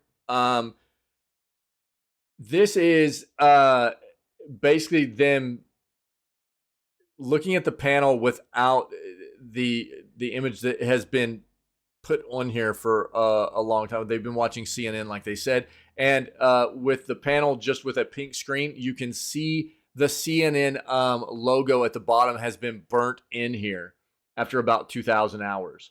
Yeah, and that's what they talk about right here. Look carefully. You can see the CNN ticker bar and logo burned into the bottom of this image. This is on the Alienware monitor. It certainly looks like that might be the case, but it's probably still too early to say given the short period that OLED monitors have been available. The small sample size is a bit of a problem too. What does this all mean for OLED panels and PC monitors? Should you automatically rule anything with a Samsung panel out? Anecdotal online feedback from owners of monitors with Samsung panels suggests not. Many report no signs of burn-in after a year or more of daily use. That said, there are probably steps you can take to reduce the chances of burn-in occurring. Running Windows in dark mode should lower the chances of the taskbar burning into an OLED panel. Indeed, it might be wise to set the taskbar to auto-hide. Using a dark desktop wallpaper is probably a good idea too, as is hiding your desktop icons, of course. At a certain point, having to take all these mitigating measures will rather take the shine off the supposed upsides of having an OLED monitor in the first place. Yeah, we'll see. Some models come with a 3-year replacement warranty for burn-in. That provides pretty good peace of mind, provided you are happy to run the risk once the warranty period expires. On the other hand, if you are looking to buy something for the really long haul, if you want a screen that can last 5 years or more, OLED probably isn't your best bet right now. So for people that don't know, most manufacturers of monitors either utilize an LG panel or a Samsung panel, right? So this is usually the way this is going to go.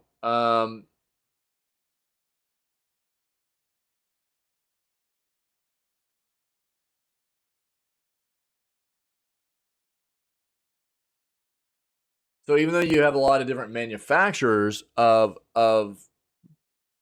it's almost the same thing as like a graphics card, right? Most graphics cards are going to be either an AMD card or an NVIDIA graphics card, right? But then third-party companies take the baseline model of that card, right? And they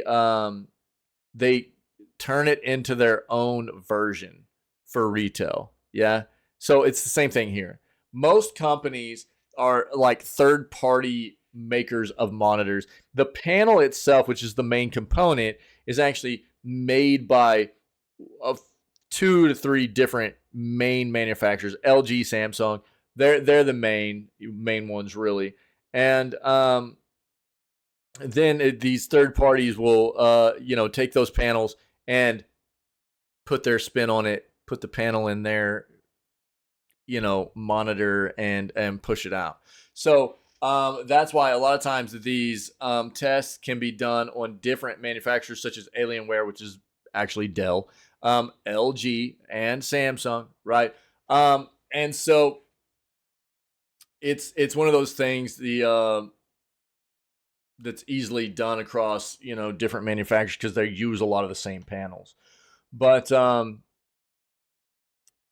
I know the burn in here is not going to be anything necessarily close to the burn in that we used to experience in the early days of like LCD TVs and stuff, but it's still not good. You're going to pay that much for a monitor. You don't want to be dealing with that kind of stuff. You don't want to have to go through the measures of having to do like what this article was telling us with hiding your taskbar and hiding your icons, and you know, like that's just ridiculous. So hopefully they get this figured out. But at least you guys know what's going on here. CD Projekt confirms plans to release a complete edition of Cyberpunk 2077 as an ultimate edition of the game is reportedly rated in Europe. We just saw the same thing happen with Horizon.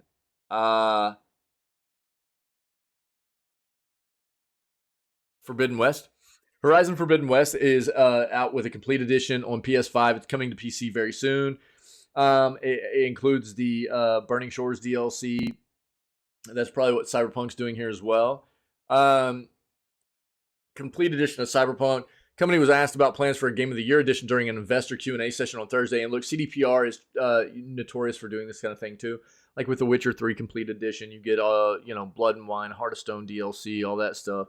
In terms of quote, in terms of a new edition, collector's edition, we don't know the name yet, but when the time comes, we'll let you know, claims CDPR's Chief Commercial Officer Michael Nowakowski. Cyberpunk 2077 was released in December of 2020. Last month, CDPR launched the game's only expansion, Phantom Liberty. In terms of a special edition, Nowakowski said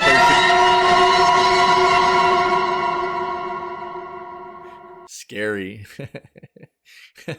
What up, Aristotle? How you doing, buddy? Players shouldn't necessarily expect CDPR to follow a similar path to the one it took with The Witcher 3 Wild Hunt. Witcher 3 was released in May 2015. Game of the Year edition, which included the base game, its 2 expansions, and other DLC followed in August of 2016.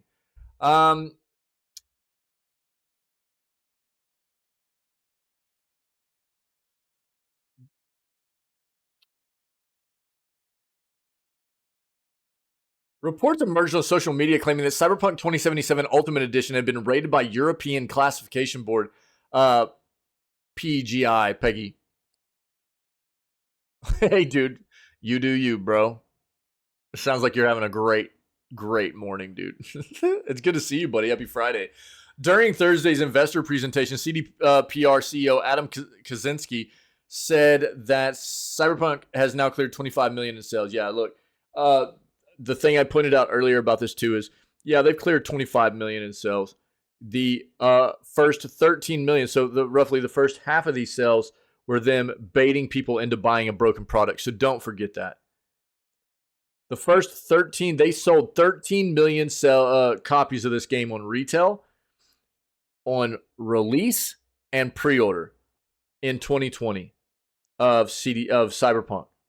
And it was a broken ass game. They baited consumers into buying a broken product. 13 million in sales on the release of this game or pre-order. So don't forget that. Oh, it's going good, buddy. Yeah. We're getting ready to get into some horror games here in just a moment. We got just a few more articles to cover here in the news, man, and then we're gonna dive in here and start playing. Might be the last day of Song of Horror, man. Yeah, we'll see. Yeah, but thanks for asking, dude. I'm doing great, dude. Meaning it's selling far faster than The Witcher 3 did following its release. The latter has sold over 50 million copies, according to CDPR. Company also claimed on Thursday that Phantom Liberty sales topped 3 million during the expansion's first week of availability. Cyberpunk 2077 game director Gabe Amatangelo recently said the studio wasn't planning any more major updates for the title as it was switching its attention to other projects, including the game's sequel. The next Cyberpunk game, Project Orion, is now entering the development at CD Projekt's North American studios. Yeah, man. I didn't catch any of that, bro. Yo, I'm good, dog. I'm good. Thanks for asking. I am fantastic, buddy. I'm good. CD Projekt said on Thursday that a live-action project based on Cyberpunk 2077 is currently in the early stages of development. I have that article up. We're going to cover that next, okay? So they are working on the next Cyberpunk game. They also are working on the next Witcher. There's like 3 new Witcher entries that they're developing right now too. So CDPR is very busy.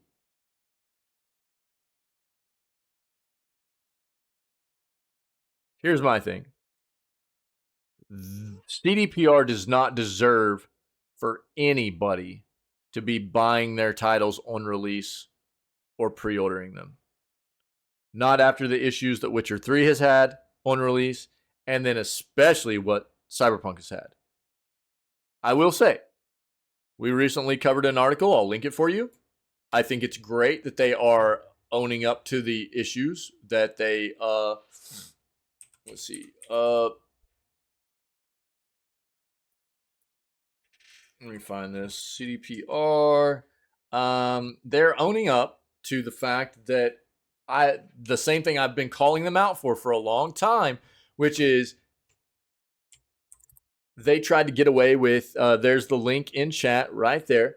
So you can take a look. They are quoted as saying, we tried to basically get away with the same things we got away with in Witcher 3 with Cyberpunk.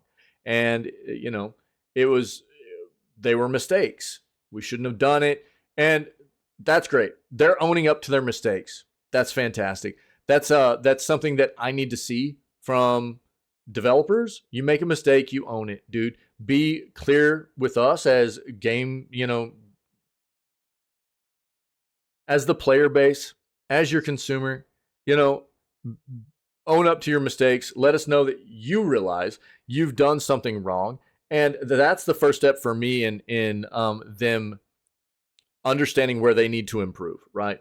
So I've said this for a long time. CDPR is a company that is great at making content. But dude, their game performance is balls.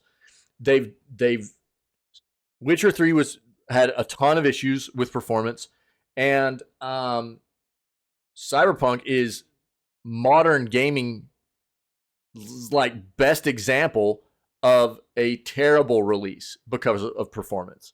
They baited a lot of people into buying a broken product.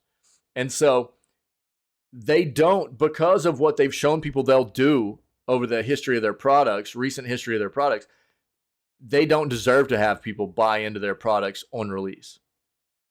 They don't deserve to have people pre-order their products. That's just a fact. It is what it is. What they at the most, what people should be doing is waiting until anything that comes out from CDPR moving forward, people should be waiting until it comes out to see how it performs. And if it's good, cool, buy it. But they don't deserve on release purchases. They don't deserve pre-order purchases. There's no flipping way. If they show us they can be better in the future, cool. They can change our minds. But right now they don't. Wait, what? You tried to get away with that? What are you talking about, Aristotle? What are you talking about, dude?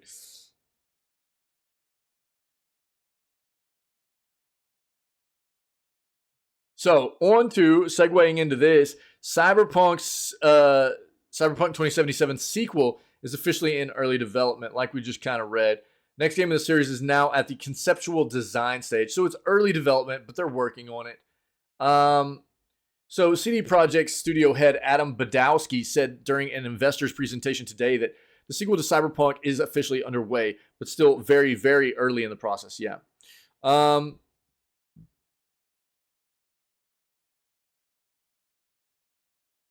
We probably won't see this. You're good, dude. You're good, bro. we probably won't see this title until towards the end of the decade. If it's in the conceptual stages right now, it is probably not going to hit until later towards the end of the decade.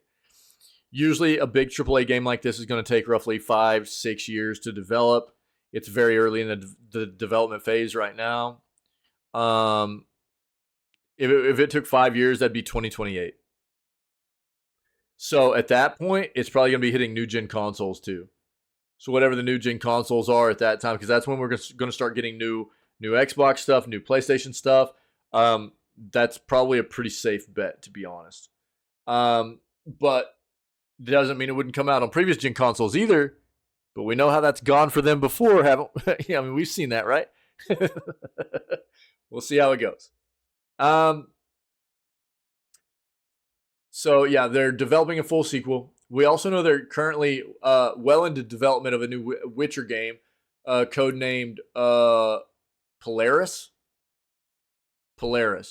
So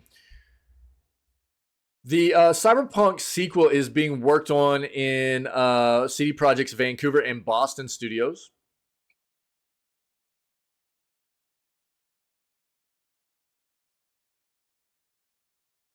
Target for late next year is to have half of the development team working out of the US and half from Poland, which is Poland is where CDPR is originally located out of.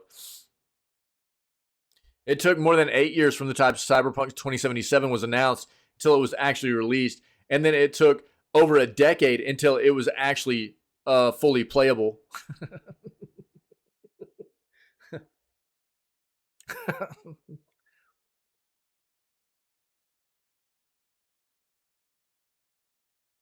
Okay, yeah, okay.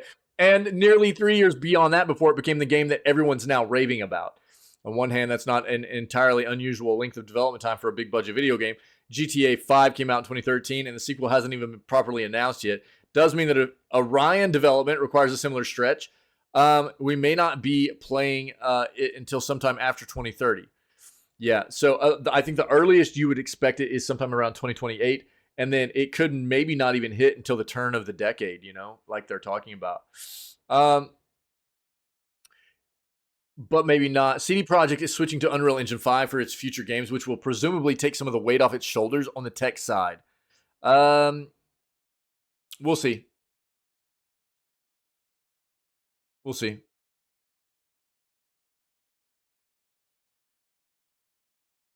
We've got, they're talking about right here, a live action adaptation of Cyberpunk. And I have that coming up next. So let's go look at that. If you want anything out of this article, here you go.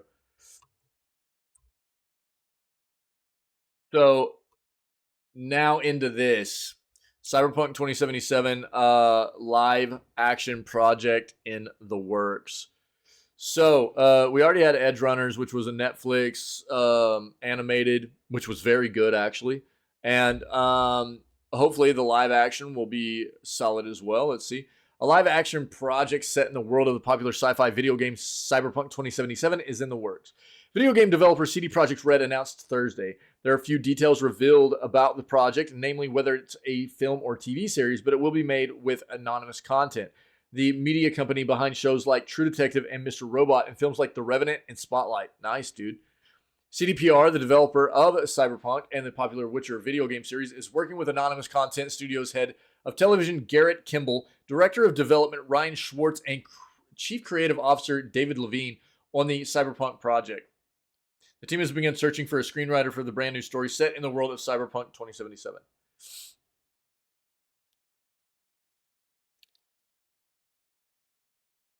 It will be developed in close collaboration with the Cyberpunk creative team.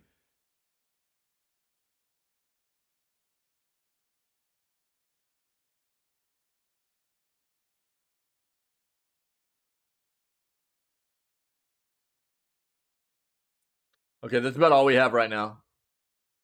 The rest just talk about some of the other live or the other stuff Cyberpunk has or CDPR has done and adaptations and stuff like that. So that's about it. We all know about that stuff. Live action project though. I mean,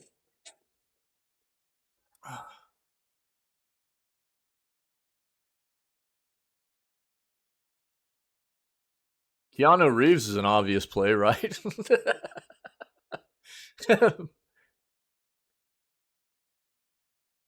I don't think anybody would be upset about seeing like somebody like Henry Cavill thrown into another CDPR adaptation. You know? Who knows? We'll see. All right, here we go. iRacing acquires NASCAR gaming rights, new title to come out in 2025. iRacing announced today that it acquired NASCAR team properties, exclusive simulation-style console racing game license, with its first project based on the newly acquired property stated to release in a couple of years. Who? Henry Cavill, dude. You know who Henry Cavill is, Aristotle? In a press release, iRacing announced that the license will transfer from Motorsports Games Incorporated to iRacing once the NASCAR team properties approves the sale. The latter will then begin development on the NASCAR next NASCAR game. With the 2025 release window currently set, iRacing will serve as the game's publisher. No developer has been named as of yet. When we were approached with the option to acquire the license for the simulation-style NASCAR console game, bro, you're ripped up. Henry Cavill? Henry Cavill, dude. It's the same dude that plays Geralt in The Witcher. Yeah. Okay, cool. Having the ability to build a NASCAR console game is a privilege we promise to execute with the utmost care. Yeah, dude. Yeah. We look forward to working diligently with NASCAR industry stakeholders to deliver a product that provides an amazing experience for the gaming community and the NASCAR fans worldwide. Yeah. Prior to iRacing securing the license, the last simulation-style game to use the NASCAR brand was 2021's NASCAR 21 Ignition. The most recent NASCAR-branded game, but was not a simulation-style racing game, belongs to NASCAR Arcade Rush, who was developed by Team 6 Game Studios and released last month on PC, Xbox, PlayStation, and Nintendo Switch. Before that, 704 Games, previously known as Duesenberry Martin Racing, had a long-standing relationship with NASCAR, a partnership that began in 2015's NASCAR 15. In the 8 years 704 Games held the rights, it produced 7 games. 6 were released on console and PC. 1 was released exclusively on mobile devices. The rights would then be given to Motorsports Games after the company acquired 704 Games in 2018. All right, so apparently we can expect some new NASCAR games to come our way. No, dude, you're okay. Don't even trip, dog. You're good. Bro, you're just living your best life, homie. I'm not even, yeah, you're good. You're good, bro. I gotta link this to somebody real quick.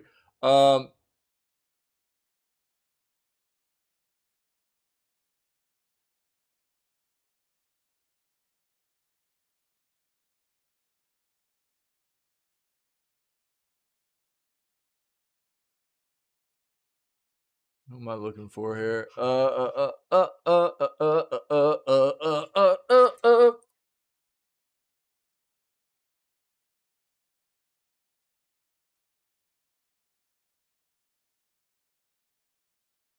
Dude, I don't know what the name is on Discord.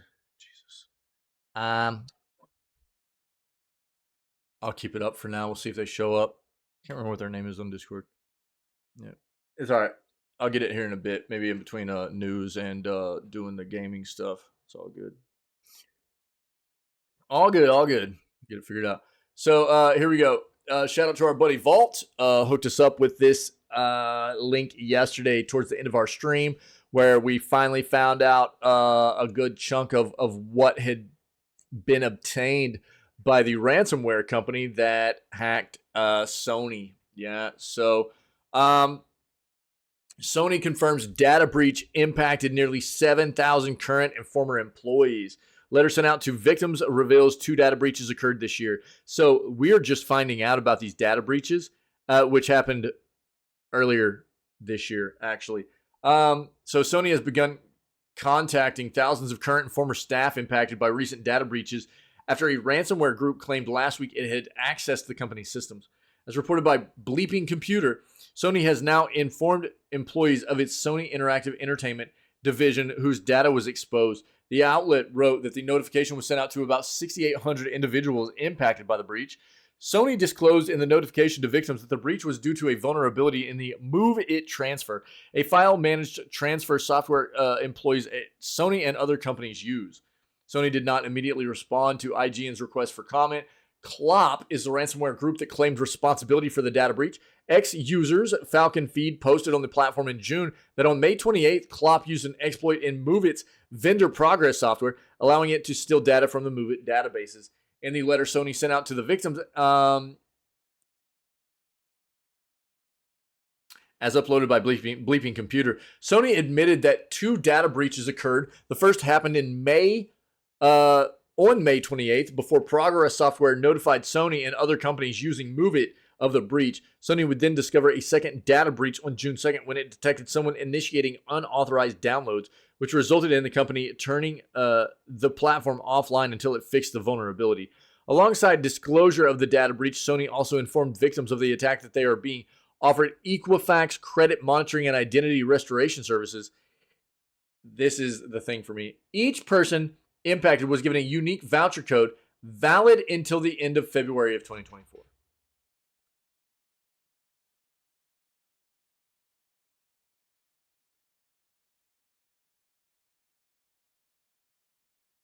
They got like 5 months. Easy, Sony. You know, take it easy, Sony. Yo, what up, Ferret? Almost 7,000 current and former employees have their information taken, and you give everybody a code that they can use to set up an Equifax credit monitoring and identity restoration service, but you better use it within the next 5 months.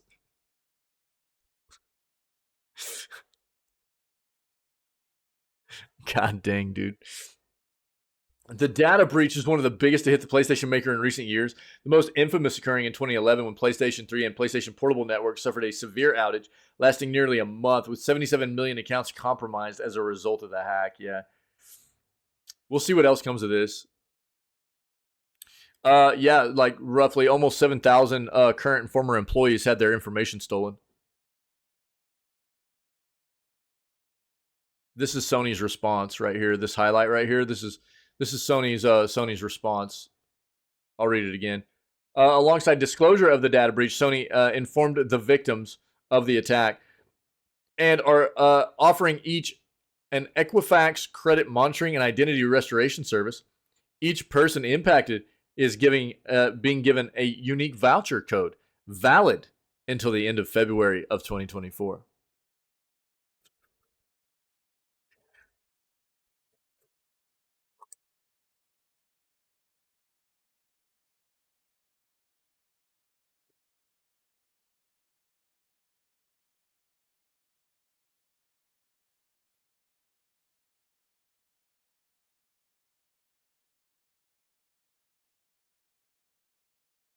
I mean, if that's the case, dude, PlayStation should get wrecked. They should have to provide vouchers for anybody affected.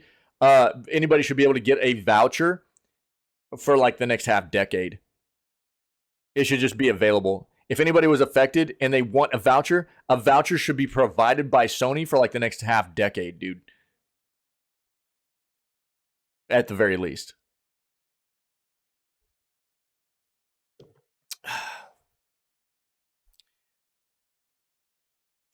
I think it just means that the code needs to be used by then, but you sit like a statue? What?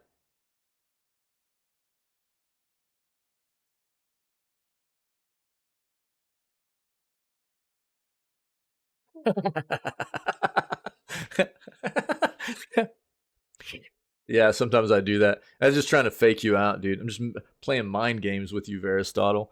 Yeah. Yeah, but the lights move, yeah. Yeah. Don't do that. That's funny, dude. Yo, yeah, I mean, look, here's the thing, dude. Yeah, I think it just means that their credit monitoring, like the code that they're passing out needs to be used within the next 5 months. That's still crap, dude.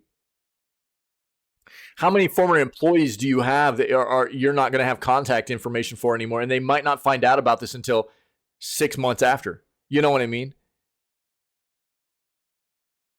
Some people just don't follow the news, man. The thing is, anybody that's affected should be able to contact Sony and reach out and get a voucher within like the next 5 years or whatever. And I don't know how long that voucher is good for or how long they get the credit monitoring for or whatever, because that's not what I think that is. Yeah. Aristotle. That's funny, dude. But this seems kind of short for me, you know, even if it is just how long they get, because I think it is just to get the code and use it, but that's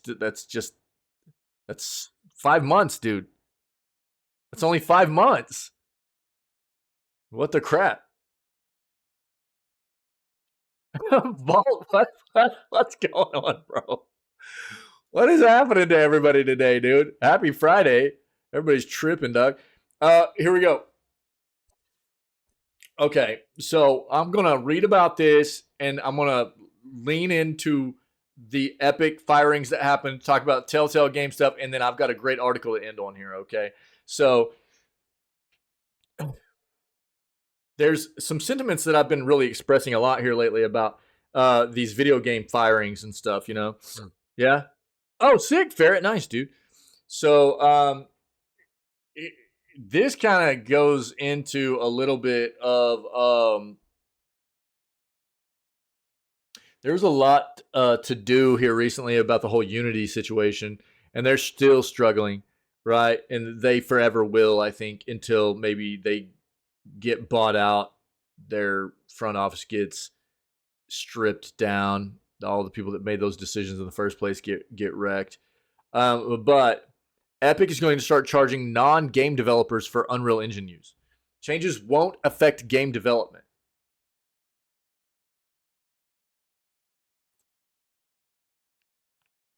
Let's read this. Epic is going to start charging for the use of Unreal Engine outside of video game development. As shared in a video recording by Twitter user Immature Gamer X, Epic CEO Tim Sweeney announced the pricing changes during the Unreal Fest 2023 conference. At the moment, Unreal Engine is free to use, with Epic charging a 5% royalty fee once a game earns more than $1 million. However, Unreal Engine has a variety of non-gaming applications, such as manufacturing, and since many of these uses don't result in video game royalties, Epic makes no money from these users. As a result, Tim Sweeney said that next year, Unreal Engine will move to a seat-based licensing model in which companies pay a license for each employee using it, similar to Adobe products, for any customers using the product for anything other than game development. We have an engine that's completely free for anybody to use, but if you're never shipping a product that's royalty bearing, then you never pay any money at all. Sweeney explained. This doesn't affect game developers, but one of the things that we're going to change next year is for industries other than game development, such as the automobile industry and so on. We're going to move to a seat-based enterprise software licensing model for Unreal Engine. We don't have terms to announce yet, but I just wanted to get this out in front of everybody for transparency. We're going to move to a model like that. It's not going to be unusually expensive or unusually inexpensive, but if you're going to be building a product outside the game industry and not paying a royalty on it, then it'll be a licensable piece of software like Maya or Photoshop or whatever. The terms won't change for game developers, who will still be able to use Unreal Engine for free until they earn $1 million in royalties, at which point Epic will start taking a 5% cut. This will be a relief for the development community, which was recently hit with Unity's announcement that it would start charging developers every time a game that uses its engine is installed. Despite a subsequent apology followed by an attempt to partially walk back these plans, much of the development community is still frustrated at the proposed changes to the terms of using Unity, some saying it will affect their future projects. It will. Like I said, Unity is forever just tainted. Nobody's going to want to work with them really moving forward if they can help keep from it. But there are a lot of developers that were already like halfway through projects and stuff. Everybody's already seen what Unity's about now. And at this point, nobody really wants to have much to do with them. And I don't blame any of them. Here's the thing. Outside of this, what we've talked about is that, and this makes sense. I mean, to be honest, this kind of change for an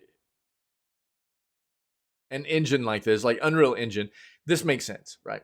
They're not changing anything on the side of like video game developers, right? It's all those companies that are using this as free software that aren't, they're making products that aren't getting tabbed for having to give anything back to Epic. That makes sense to me, you know? It makes sense. Segueing into what we're going to be talking about next, you know, let me just state up front that we'll talk about it after we read this next article. How about that? Okay, let's read this next article and we'll talk about it. So, Telltale Games has allegedly laid off most of its workers. All right. The studio claims that all projects in development are still in production. We knew that they were on some tough times right now. Narrative adventure developer Telltale Games, the studio currently working on The Wolf Among Us 2, and which just released The Expanse, a Telltale series, has undergone layoffs, which one former employee says impacted most of the studio.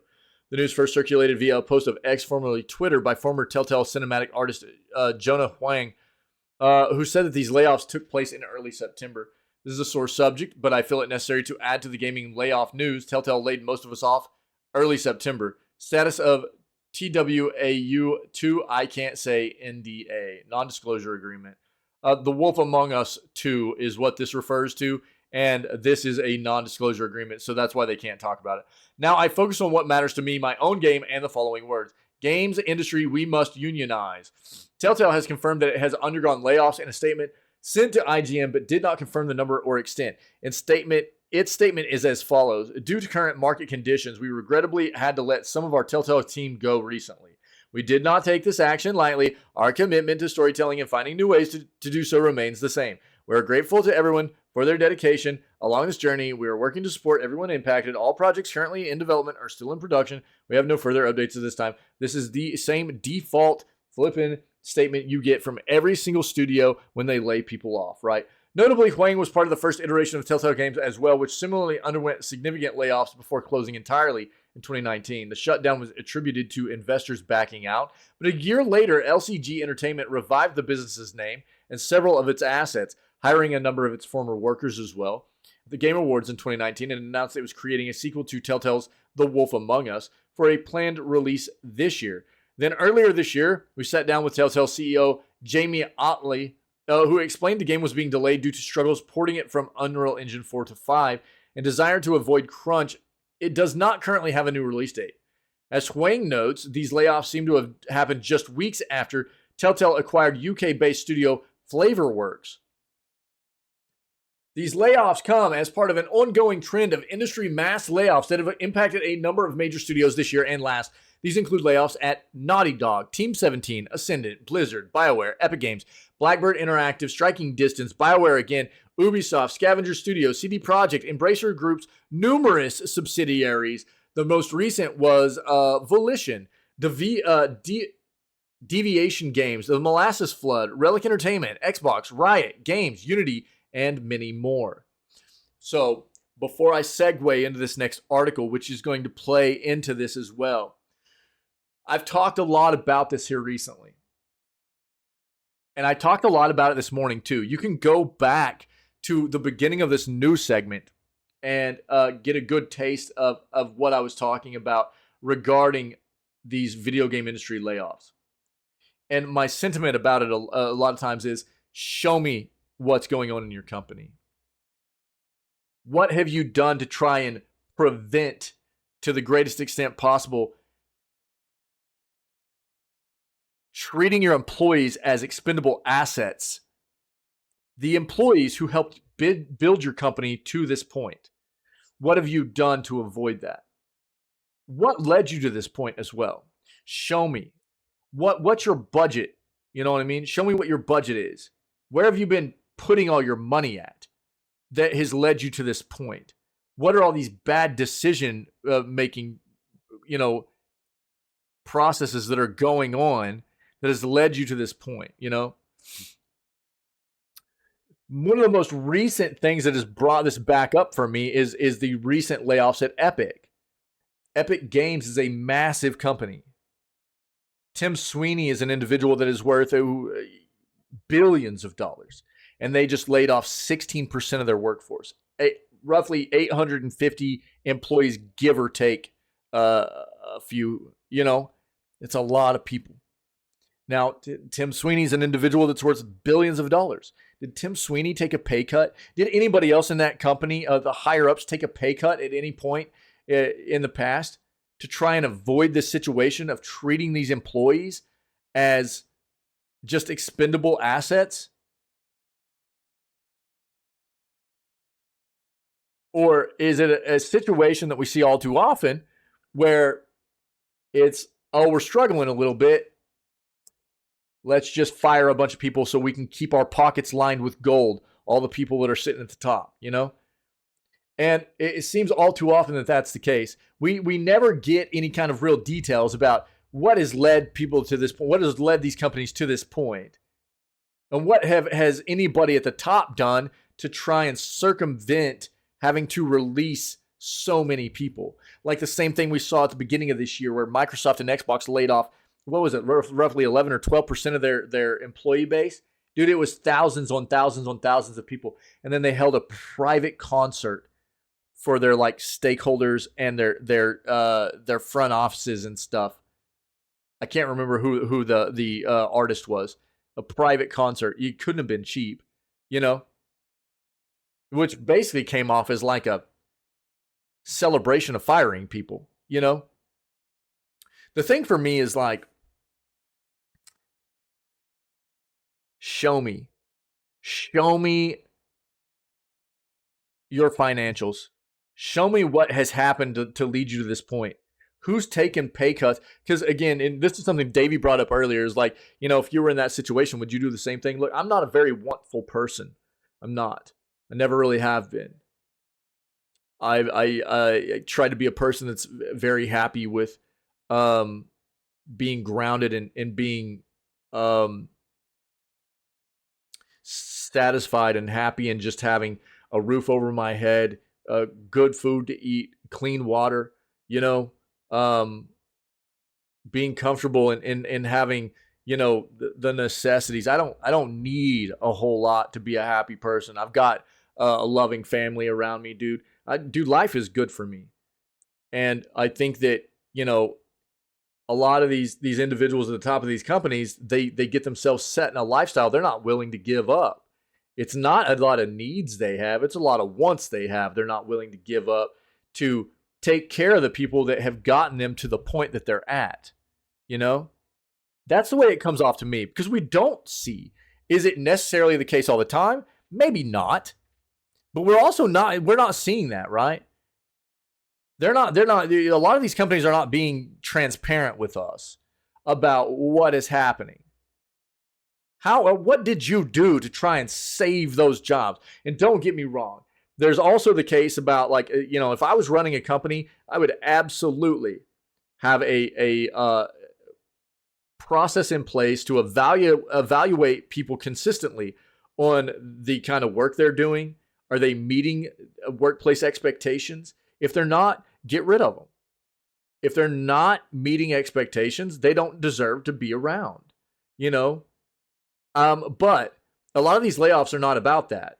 And I know they're not. It's about, oh, hey, we're struggling a little bit. What's the first thing we do? We fire off a big chunk of our employees, right? Which are the foundation of what has gotten your company to the point that you're at. This is the problem in the mentality of the way businesses conduct themselves nowadays. It's not about taking care of your employees anymore.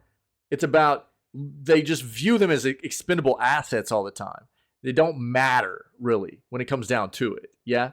As long as the bigwigs get to keep living the lives that they've become accustomed to, right? Keep getting their bonuses, keep getting to sail around on their yachts or whatever, then everybody else can get wrecked.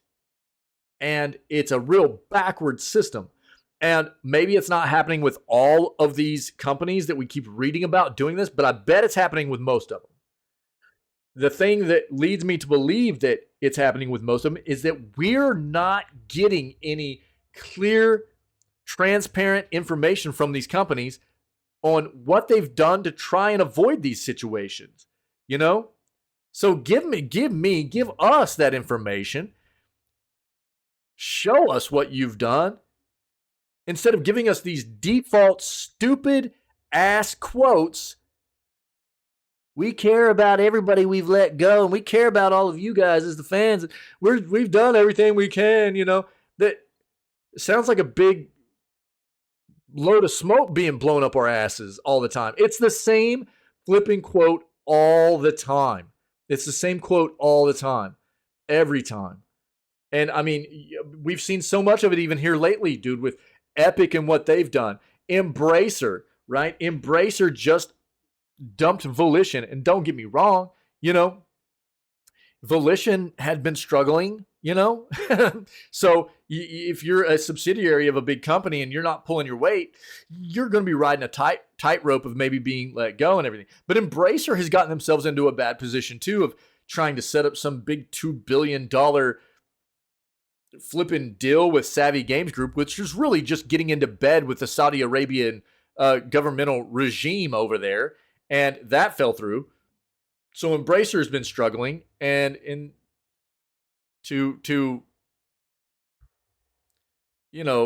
the response to that, they went, "Oh, yo, Volition, you guys kind of, your Saints Row reboot wasn't great, so 30-year company, you guys are done." It's like, and with Epic, it's a lot of these layoffs have affected Mediatonic, which is Fall Guys, right? Where's the clarity in these situations? Where give us the information, you know what I mean? Be transparent with us. Instead of giving us these bullshit excuses for, we've done everything we can, and just, these real vague quotes and everything. Show us. Tell us. What's gotten you to this point and everything? We never get any of that information. And that's what leads me into this next article right here, which is every video game company's layoff announcement. I was so happy to see this morning after I'd already kind of been on this rant as well, This is like basically The Gamer and Mike Drucker here has done a basically they're parodying the same thing that I've just been talking about. All these layoffs all the time, they're all the same thing. They all basically convey the same vague, stupid default quote that all these companies push out and never give us any kind of definitive information about what led them to this point or what they've tried to do to take care of their company and their employees amid these kinds of situations, right? So the title of this is Every Video Game Company's Layoff Announcement. Here at Game Company, we love our developers. That's why it was so hard to fire them. Your favorite game developers. So basically like enter any developer's name right here, right? Following an internal announcement to our employees, please see the statement below. We have made the very difficult decision to lay off our employees. We have been spending more money than we earn. Don't ask about CEO salaries. Right? And cannot sustain this business model any longer. We are confident this is the best decision for our company and you, the community. At Game Company, we've proudly made some of the greatest video games of all time for some of the greatest fans of all time. But above all else, we consider ourselves a family. A family for those who love imagination. A family for those who love adventure. A family for those who love coming together to deliver happiness and fun to gamers everywhere. It's this drive that made us the success we are today, and that's why we're laying off hundreds of people. News like this is never easy. That's why we've made our underpaid social media manager handle it before we laid them off, too. We value the work and the efforts of every member of our team, whether they be the quality assurance team we let go or the writers of our popular franchises we fired. We wouldn't be where we are today as a company without these people, but since we are here today, we don't need them anymore. Expendable. Some fans might be worried this will negatively affect our games. Don't be. Our parent corporation may be famous for buying studios and hollowing them out until they are a dead husk of a brand, but we have complete assurance from them that they will continue to cancel half of our projects mid-development and not promote any of the others they do release. Meanwhile, our seven-figure earning executives who last worked on a game in 1995 will continue to overpromise to the press without any personal consequence when said game bombs. That's the way this company has worked for decades, and that's the way we think games should be made.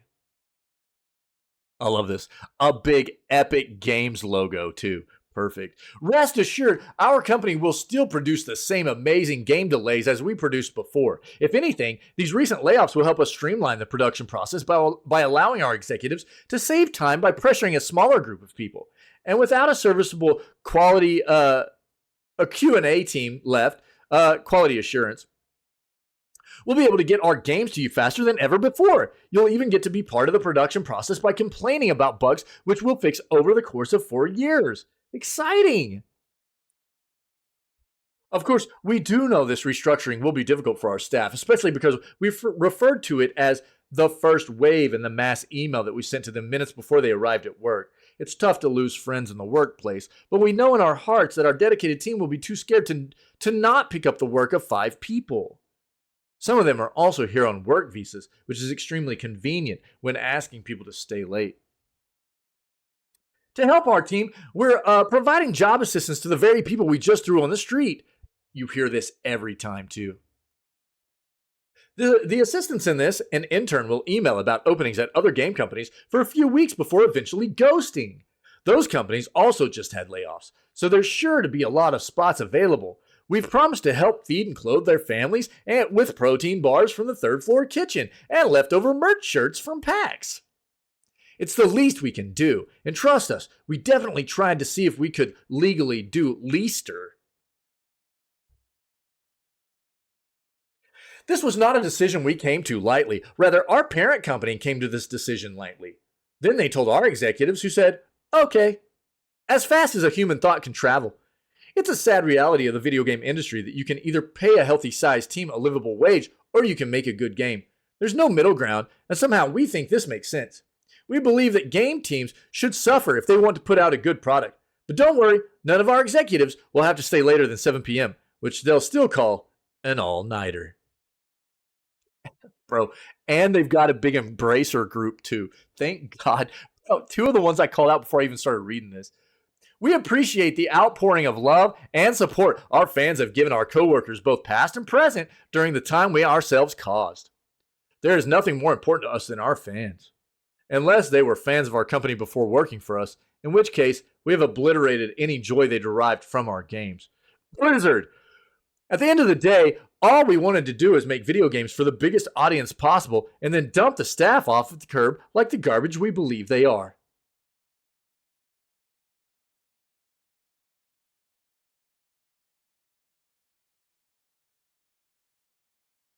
Dude, this is one of the best articles I've read since I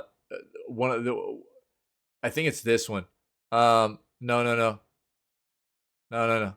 Oh, bro, I've got another one. There was another one I read not too long ago that was really good. I saved it. I put it on YouTube and actually, applauded the author of it. Mike Drucker. Mike, thank you for this. Good God. This is the kind of stuff, dude, that I've been ranting about all the time here lately. And, you captured it, my friend. God, what a great article. And, yeah, I mean, that's all it was sarcasm, which is why I read it the way I read it. Because it was appropriate to read it that way, right? I mean, it's just but this is the case, dude, you know? Now, this is what I get, I talk about this all the time. Like I said, before I even started reading this article, it's like, I've talked about this so much here lately. It's always the same stupid default quote from the company about why they needed to do this. But you don't see billionaire Tim Sweeney taking a pay cut or any of his execs taking a pay cut to try and save, if they did show us, tell us, give us the lowdown on what you tried to do to save those employees. The people that made your company what it is, that got you to where you're at.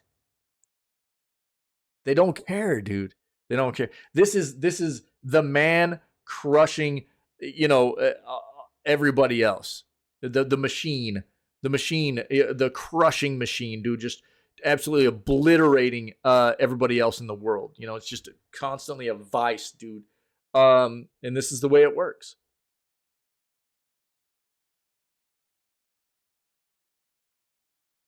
And this is what I think of every single time I see these articles coming out about another developer laying off employees, another developer laying off employees. And it's usually a mass layoff, you know? Fine. Businesses struggle sometimes. Okay. Be transparent about it. What happened? What put you in this position? And what have you done to try and avoid what should be, to me, a last resort? The most drastic of measures to try and save the company is obliterating your workforce, the people that got you there in the first place. But you don't ever see it. It's terrible, man. I don't know. Mike Drucker, holy crap, dude, I'm a fan. Thank you very much. Great article, dude. That's the news. I know that last one was a rant, dude, but it's a terrible thing to watch and see, and I do hope that anybody that's been affected in this capacity, whether it's in the gaming industry or whatever, it doesn't matter. Anywhere in the world you've been affected by job loss, it can be a very devastating thing for your mental health and just trying to figure out what you're going to do next and how to survive quite often, So my heart and thoughts go out to all those individuals. I hope the very best for you in finding something that is a more satisfying and pleasurable experience in a career, in a workplace experience moving forward. I hope that it's a blessing in disguise, and I hope you find something quick. It's a terrible thing to deal with, and I'm really sorry for anybody that's having to deal with that. But great article there. Yep, absolutely fair. Mm-hmm. Yeah, it's not about taking care of people. You know what I mean? It never is. It's not about taking care of most people. It's about taking care of a few people at the top. That's really what it's about, right? But great news segment, dude. I'll be getting plenty of articles out of this one to put on the YouTube for everybody to check out. So I'll be cutting a lot of this down and putting it on the YouTube, especially this last one, dude. I'm going to be hitting up Mike Drucker about this and being like, yo, this was fantastic. Thank you so much.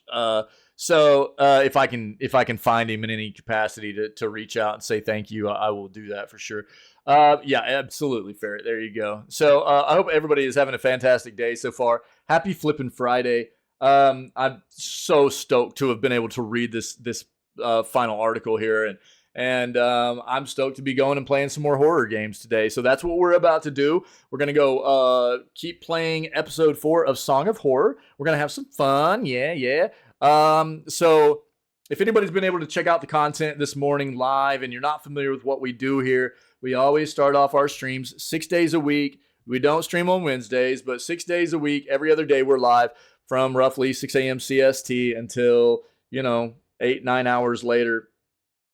We always start off with the video gaming news segments. We try and stay current with what's going on in the industry. And then we transition over immediately into playing games for the rest of the day, which is what is about to go down right now. So